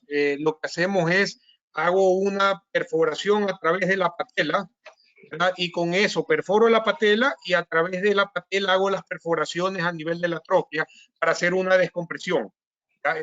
Efectivamente, estoy muy de acuerdo contigo, las descompresiones son bastante interesantes, las hago mucho, en algunas ocasiones suelo utilizar también más que el equipo de microfracturas, una aguja de Kirchner para poder llegar hasta 1 centímetro, centímetro y medio adentro después del cartílago.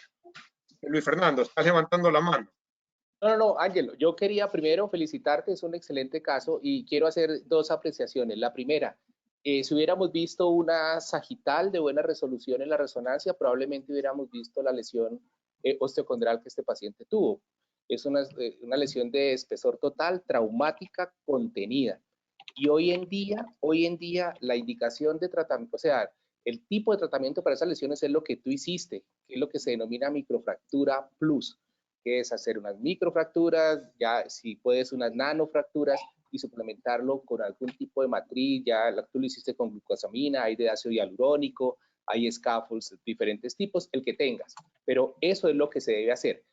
El injerto osteocondral en la tróclea a mí me preocupa un poco, Pablito, por la congruencia, porque tú sacas el injerto del cóndilo superoexterno y lo vas a poner, sacas un injerto cóncavo y lo vas a poner en una región conveja. A no ser que, pues, que sea más en el borde de la tróclea, como parecería ser este caso, ¿no? Probablemente ahí sí se podría adaptar. Pero en la tróclea el injerto osteocondral es muy difícil de adaptar. O sea, los injertos osteocondrales son una muy buena elección cuando no contamos con las otras cosas. Pero si hay sitio difícil de colocarlos, es en la articulación patelofemoral. Aunque si no tenemos más, yo también haría un injerto osteocondral si no tengo un escápulo o una cosa de estas. Rodrigo pidió primero. Ángel, te felicito, el paciente anda bien, así que quiere decir que la indicación estuvo muy bien. Yo creo que estoy un poquito de acuerdo con Pablo Ramos. Los últimos trabajos que hablan de lesiones osteocondrales en pacientes jóvenes deportistas recomiendan injerto osteocondral más que microfracturas. La semana pasada estuve hablando mucho con Jorge Chala, que está en el Rush Hospital, y tiene maneja muy bien toda esta patología, ustedes ya lo deben conocer, que tiene muchas publicaciones, y él dice que las microfracturas con respecto al injerto osteocondral, en el primer momento andan bien, pero después de los 2 años, todo lo que sea microfractura decae, y la evolución con el injerto osteocondral es mucho mejor. Por eso en pacientes jóvenes deportistas, ellos recomiendan hacer un injerto osteocondral. De acuerdo con Luis Fer, de la posición de cartílago, del grosor de cartílago, y también la posibilidad que tienen ellos, que el injerto osteocondral piden alográficos de menos de una semana, y eso es lo que lo colocan al paciente, que será nosotros sería autólogo del paciente. Esa lesión tan grande en un deportista, creo que no nos alcanzaría el intercóndilo, tendríamos que irnos al lateral, cóndilo lateral, extra, así que también es difícil. Simplemente estoy haciendo un comentario como para ver todas las cosas, ¿no? A ver, yo creo que lo que dijiste vos, Ángel, estuvo perfecto. Luis Fernando. Pablo Cornejo creo que pidió la palabra antes, sí. Primero, Pablito. Ángelo. Ok. Mira, nosotros también tenemos alguna experiencia con este tipo de elementos de diferentes casas comerciales en pacientes jóvenes. De hecho, el primero que lo hicimos, No sé si ustedes escuchen bien. Sí, no sé si me escuchan bien. ¿Sí? Ahora sí. Ahora sí. El primero que lo hicimos fue a través de una videoconferencia que nos iba explicando un poco el manejo y cómo prepararlo y colocarlo nuestro amigo de Chile, David Figueroa. Tenemos varios pacientes jóvenes que también con resultados satisfactorios. Uno de esos es el director técnico de tu equipo donde trabajas, de Melec. A él le hicimos algo parecido y fue bien. Pero me preocupa en este paciente, en su expectativa, porque siendo futbolista profesional, con tan corta edad, ese tipo de tratamientos va bien para gente que no hace mucha actividad. De hecho, estuvimos en una charla en ACAR, en Colombia, donde se habló mucho de esto hace un año. Pero en un paciente deportista capaz sí me hubiese jugado por los injertos osteocondrales, por la expectativa del paciente que va a tener seguramente otra contusión y va a ser más difícil que se mantenga este relleno que se hace, que en la resonancia se ve perfecto, parece. Yo hice un micro trabajo mandándole a estos 5 pacientes que hemos tenido a hacer resonancia magnética por otro diagnóstico en el mismo lugar donde le mandamos a hacer, y nunca reportaron la lesión osteocondral. Es decir, en la resonancia se pierde como poner plastilina, pero ya en la parte de práctica creo que puede ser un poquito más difícil siendo un jugador profesional. Fernando. Sí, es que no quería dejar pasar en las preguntas que hicieron previas a la charla del Pablito sobre artrosis patelofemoral. Primero, muchos amigos míos van a poner felices que los pusieron jóvenes hasta los 60 años, eso me parece magnífico y estoy completamente de acuerdo, pero no pusieron como opción terapéutica la anteriorización de la tuberosidad tibial anterior. Si yo tengo un paciente con esa patología y el paciente está por debajo de los 55 años, yo pienso que una anteriorización de la tuberosidad tibial anterior es una muy buena opción también, y faltó, me parece, como uno de los factores a seleccionar en esa pregunta. Así es.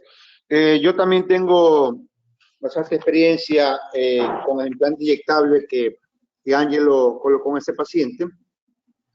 También lo he hecho en algunos deportistas y realmente ha ido bastante bien, pero pienso que como fue traumático esto y no había ninguna alteración en la alineación de la rótula, probablemente también el resultado fue bastante satisfactorio. Si a lo mejor hubiera habido alguna alteración en la alineación, algún otro factor predisponente, a lo mejor con toda la carga que este paciente da, probablemente hubiera habido algún tipo de problema, pero excelente caso, excelente presentación.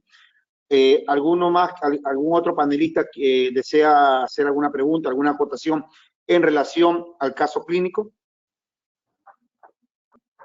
Ok, excelente. Hay preguntas Pablito Cornejo. del auditorio, sí, para los conferencistas. Sí. A ver si podemos hacer o resumir unas pocas. Preguntan si es que hacen alguna diferencia para el tratamiento de la luxación patelofemoral en personas o en pacientes con fisis abiertas y en pacientes sin fisis abiertas. Preguntan a Rodrigo si es que tiene un paciente con fisis abiertas y que tiene una primera luxación, básicamente juntando las preguntas un poco. ¿El tratamiento sería igual que con un paciente ya adulto o lo maneja diferente? Y también en un paciente hiperlaxo con fisis cerradas, pero con un síndrome como Down que sabemos que se puede volver a reluxar si es que le hace algún gesto quirúrgico a ese tipo de pacientes.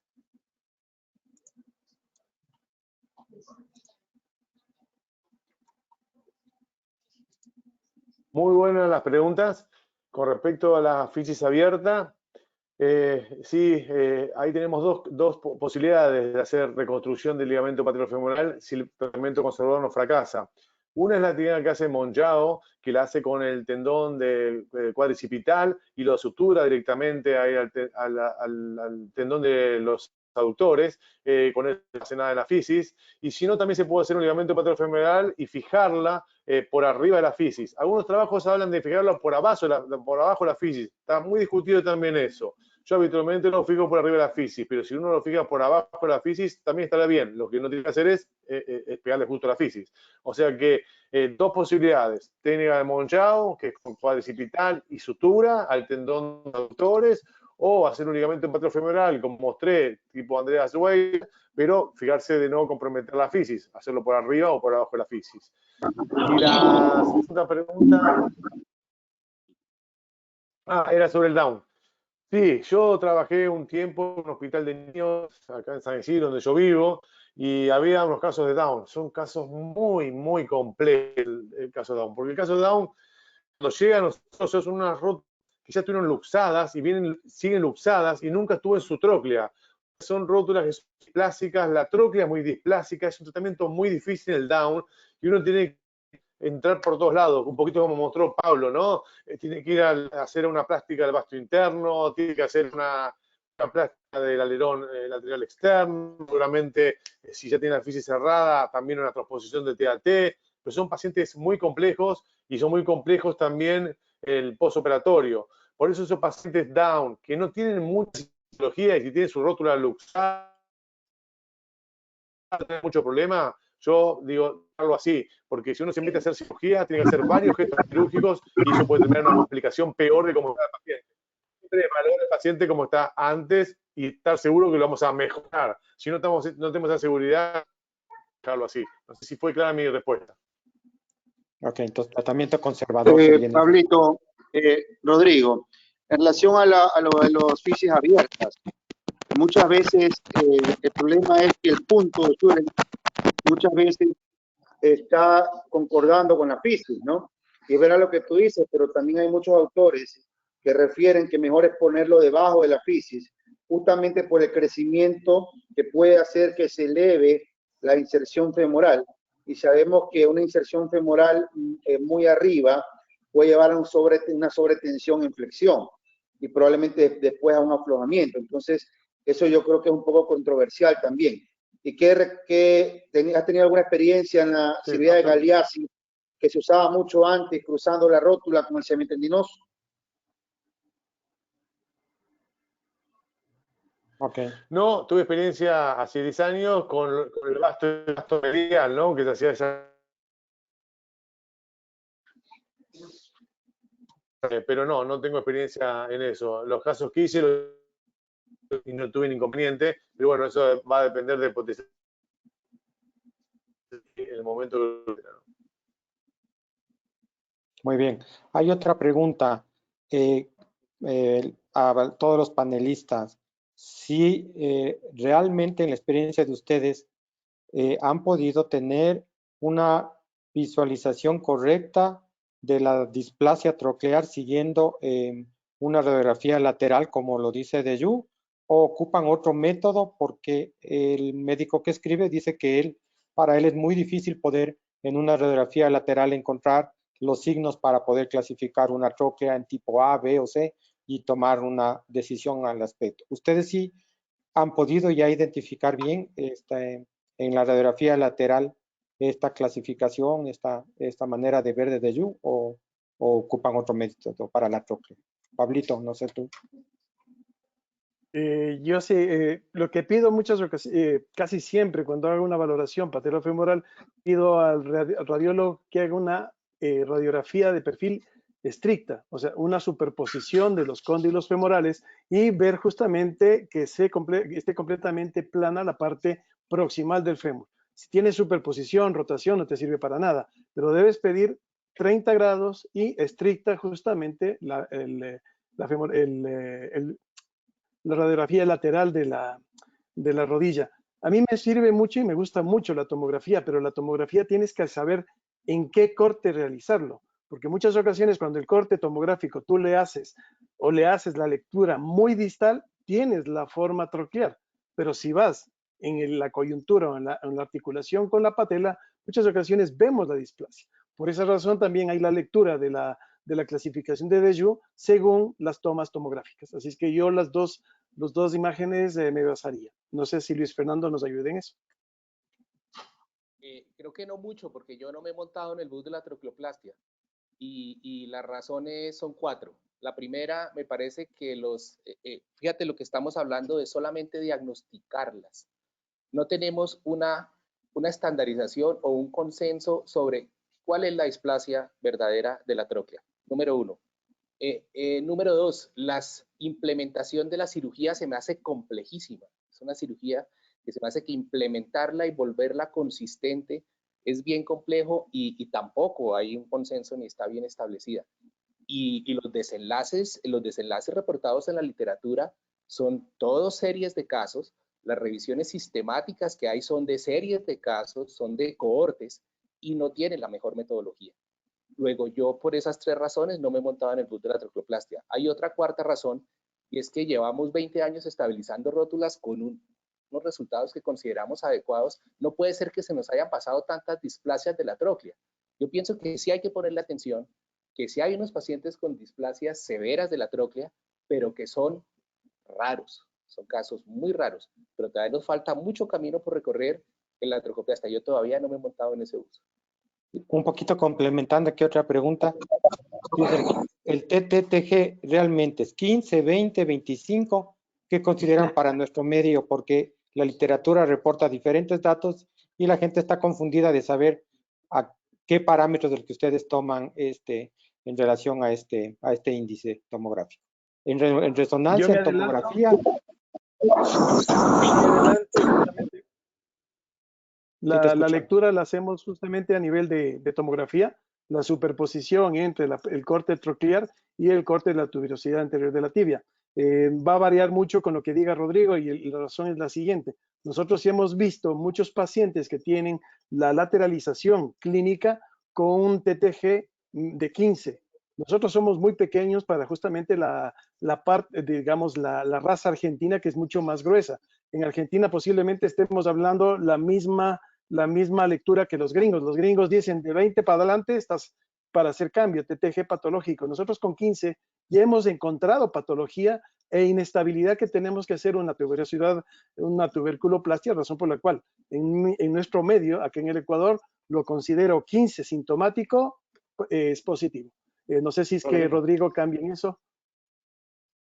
Sí, yo creo que el número 15, por ahí una mujer puede uno dejar un poquito más de 15, el hombre 15 como máximo, y la mujer puede ser 15, 20. Sí, me parece que los 15 estaría adecuado. Con respecto a la radiografía de perfil, opino lo mismo que vos, pero yo cuando hago una trocoplastía me baso en la tomografía, ¿no? Es lo que uno se va, y descartando otras patologías. Y cuando uno abre la rodilla se da cuenta que tiene la indicación de hacer una trocoplastía, porque ve cómo está la tróclea totalmente cóncava y es la indicación.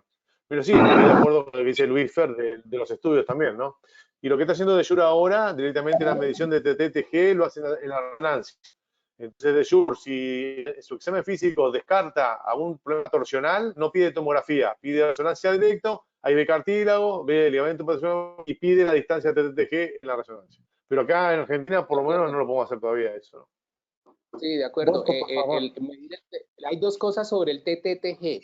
La primera es que no existe un estudio poblacional epidemiológicamente sólido para demostrar que más de 20 grados. Ese 20 grados necesitaría un estudio poblacional con un soporte epidemiológico gigantesco para decir que es por encima de 20. ¿Sí? Lo otro, lo que dice Rodri es perfectamente válido. Hoy en día se prefiere medir en el TTG en la resonancia, porque la estandarización de la técnica en el TAC no siempre es lo más fácil. Y lo otro es que los índices de radiación del TAC son muy altos, ¿sí?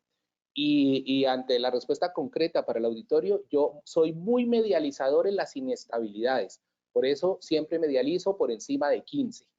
Soy poco quirúrgico en el dolor patelofemoral sin inestabilidad, pero cuando hay inestabilidad soy muy medializador y mi cifra es 15. Bosco, por favor. Hola.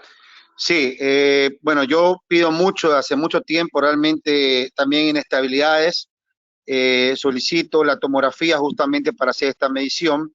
Depende del tamaño. Consideramos que el promedio en nuestro medio, arriba de 15 ya estaríamos hablando de una medición ya alterada, arriba de 15. Obviamente, en otros medios se considera que es arriba de 20. Depende también de la persona, de la altura de la persona.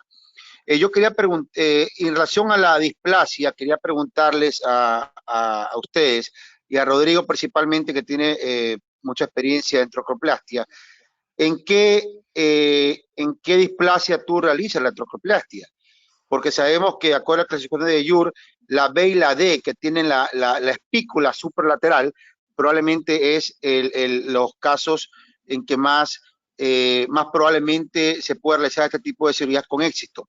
Y en relación a la medición tuberosidad tibial garganta de la tróclea, hay algunos estudios, algunos autores que hacen una medición especial, que es la tuberosidad tibial con la inserción del ligamento cruzado posterior, justamente para poder evitar el sesgo de la rotación posible femoral.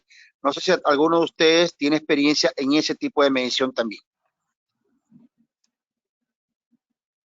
Esa medición no más tengo. se hace para el rodillo, ¿no? Para hacer el corte de tibia, pero no tengo en esto experiencia. Con respecto a la trocoplastia, como dice Luis, no es una cirugía muy frecuente. Yo haré 3 al año, es muy poquito, pero si tengo un paciente que tiene una displasia de tróclea muy importante y no tengo nada más para otro gesto para corregir, entonces a ese paciente sí le indico la trocoplastia. Es, digamos, un poquito por descarte. Si no encuentro otra patología que tengo que corregirle y el paciente tiene inestabilidad, la única que tengo es la trocoplastia.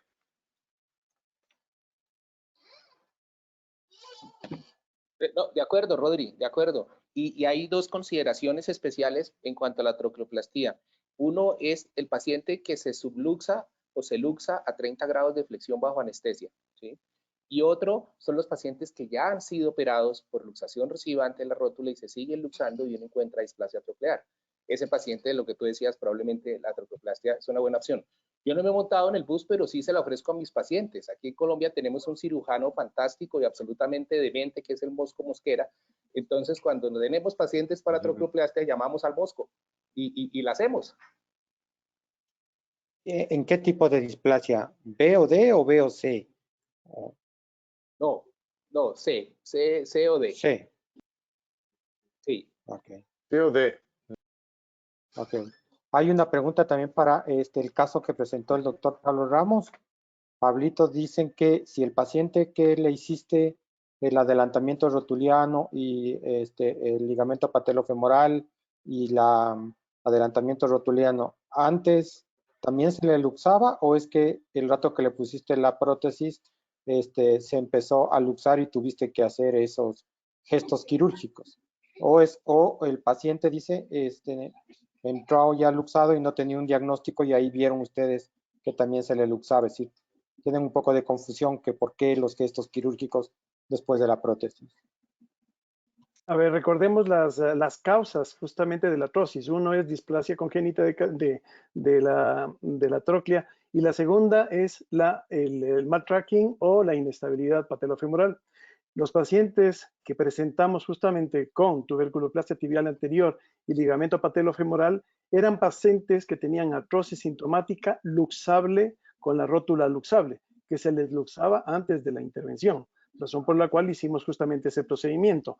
La última diapositiva de justamente los manejos que se correlacionan con las prótesis eran lujaciones inveteradas de pacientes que tenían artrosis a nivel de la patelofemoral, que tenían sintomatología, pero su lujación era persistente, era inveterada. Son dos pacientes del doctor Gonzalo Arteaga, que es mi partner, y dos pacientes míos, en los cuales son muy pocos, pero tuvimos que hacer este gesto.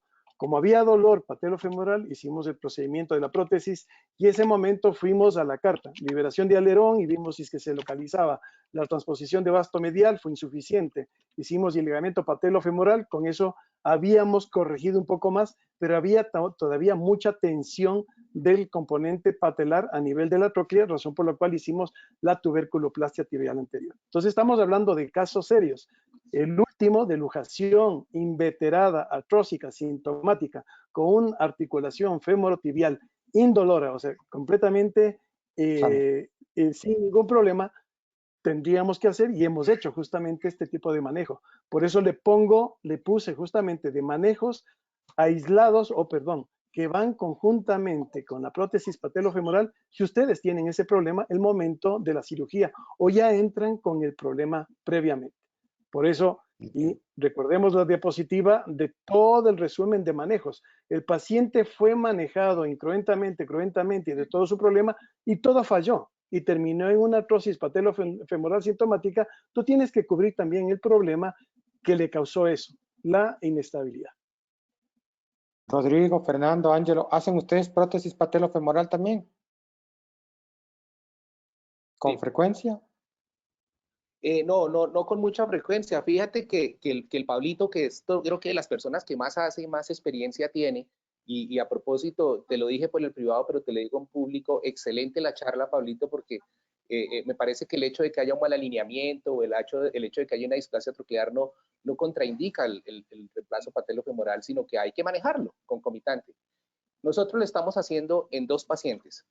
El primer paciente es el paciente que se acerca más a los 60 años y que tiene una artrosis patelofemoral aislada, con un respeto muy importante. Es imposible que tenga perfectos los femorotibiales y estamos utilizando siempre resonancia y siempre gammagrafía ósea. Como les dije anteriormente, eso no lo hemos visto en otros protocolos, pero nosotros tenemos un protocolo acá en la Clínica Reina Sofía con la radióloga de medicina nuclear, con la médica de medicina nuclear, perdón, y ella podemos documentar muy bien si hay una sobrecarga solo del compartimento patelofemoral. En ese paciente, por encima de los 55 años, le hacemos un reemplazo patelofemoral como primera indicación.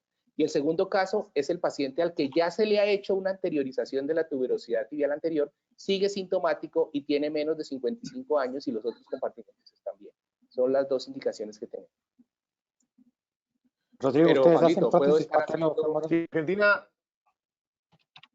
en Argentina tuvimos una de superficie, una inlay, la Arthrosurface, hice una serie de esa prótesis, no me fue mal, la verdad que no me fue mal.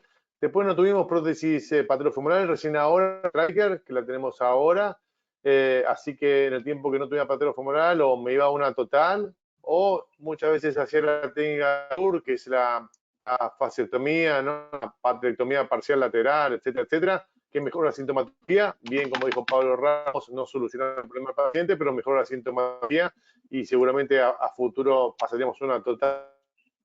Pero ahora que tenemos la prótesis patelofemoral, sí, es una prótesis que yo la indicaría, obviamente. Doctor Aguad, ¿usted hace prótesis patelofemoral? Muy poco. No te puedo decir que tengo experiencia en prótesis patelofemoral porque son contadas con los dedos de mi mano cuántas he hecho. ¿Te parece a ti que esto es más algo geográfico? A mí me da la impresión que en nuestro medio, muchas gradas, una ciudad alta, creo que hay una predisposición mayor.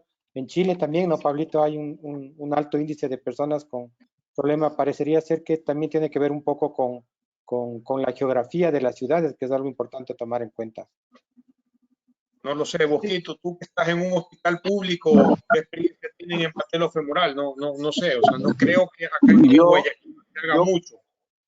Yo considero también lo que dice Pablito Cornejo, probablemente una cuestión geográfica, ambiental, porque vemos, y no solamente ese tipo de patología, vemos, por ejemplo, que en Quito o en la sierra, a nivel de cadera, por ejemplo, hay muchas patologías de cadera, muchas más prótesis de cadera en porcentaje de lo que se hace aquí en la costa, en relación a las prótesis de rodillas. O sea, probablemente es una cuestión geográfica o una cuestión de biotipo, podría ser, y eso es una cuestión de un análisis importante. Quería hacer, Pablito Ramos, el mismo caso que presentó Ángelo, si el caso traumático con una lesión condral, con exposición subcondral, no fuera en la tróclea, sino en la rótula. Tú hablaste en la tróclea de la posibilidad de mosaicoplastia. En la rótula tenemos la dificultad del espesor la misma para los tacos de la mosaicoplastia y de la falta de médula ósea para la estimulación que sí hay, por ejemplo, en los cóndilos femorales y para las perforaciones es un poquito más complejo, no solamente técnicamente, sino por la falta de esa médula para la estimulación.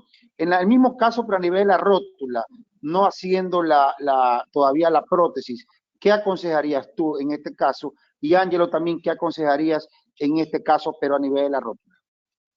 A ver, y gracias a la palabra, tengo que aclarar lo que dijo Pablo Cornejo. En nuestro medio, el doctor Ernesto Mantilla hizo un estudio hace unos casi 15 años, hizo justamente esta predisposición de nuestro medio hacia el problema patelofemoral y presentó justamente la prevalencia de problemas patelofemoral a nivel de Quito, en especial de Quito, que justamente como es subidas, bajadas, tenemos mucho problema y la tendencia a lateralización de la rótula es muy alta en nuestro medio. Posiblemente por eso la casuística que tengo está dada por eso, referente a lo que indicó Pablito. En tu pregunta, David Figueroa presentó un estudio, una publicación hace por lo menos unos 4 años de OATS a nivel de la rótula. Y la última vez que nos vimos, justamente el 2020, cambió completamente porque no va bien. Razones. Uno, y lo que te decías, hacer un OATS, tú lo que tienes que es quitar la contusión ósea, descomprimir ese hueso, y habitualmente son 2 centímetros. El grosor de la rótula no te da para colocar un OATS de lo que tú necesitas. Y segundo, la colocación de lo mismo, del mismo OATS tendrías que ser o tomarlo del cóndilo femoral o si no de un halo injerto. Yo realizar en 2 pacientes, nos ha ido mal, terminé poniendo prótesis patelofemoral en los 2, buscando gente muy jóvenes, hicimos 2 OATS y fueron mal. Entonces, yo no sé si Rodrigo tiene experiencia con eso, pero me limito mucho con eso. Y perdón, Ángelo, tú primero. Sí, a ver, no tengo experiencia, hay que decirlo, en la utilización de injertos osteocondrales en patela. No lo he hecho. Veo, Pablo, que tienes 2 casos y no te fue muy bien. Justamente ese es el motivo por el cual no lo he hecho. El tener que hacer una artrotomía para poder luxar la rótula, para poder hacer un tipo de injerto de esta naturaleza, creo que tiene mucha morbilidad más que el resultado que pueda tener. Lo que hago es más o menos lo que mencioné. Es muy difícil a veces hacer perforaciones a nivel de la rótula por la posición, la disposición de la misma, por lo que está arriba. Entonces lo que hago es cojo una clavija de Kirchner o una broca y le hago una perforación, una retroperforación a la rótula. Entonces lo que hago es de arriba hacia abajo, empiezo a hacerle múltiples perforaciones con la finalidad de que haya una descompresión y esto me aumenta el ¿Cómo está, sangrado. doctor Salvatierra? Esa es la técnica que generalmente utilizo para todas las lesiones a nivel de la patela. Rodrigo, tú tenías la palabra. Sí, Ángel, nosotros también hacemos lo mismo, Ángel, y a veces usamos la guía de LSA para poner justo la guía en el lugar de la lesión y con la clavija hacerlo de arriba. Pero sí tenemos una serie hecha con Batista, hicimos 14 injertos osteocondrales en rótula y la verdad que nos fue muy mal, así que lo dejamos de hacer. El tema fundamental, lo que dice Bosco, yo creo que ahí en la rótula, ahí más que nada tendríamos que usar el tratamiento biológico, ¿no? Muy bien. Ok, ya son prácticamente las 8 de la noche. Realmente muy felices por este webinar.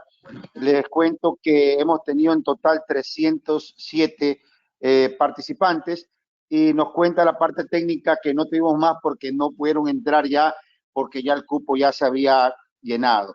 Realmente ha sido muy interesante. Estamos muy contentos realmente. Bueno, esperemos vernos en otros webinars y presencialmente a futuro también. Esperemos que no pase mucho tiempo para eso. Muchísimas gracias. Los participantes. Muchísimas gracias, Luis Fernando. Muchísimas gracias, Rodrigo. Muchísimas gracias, Pablito Ramos, Pablito Cornejo, Ángelo Aguat.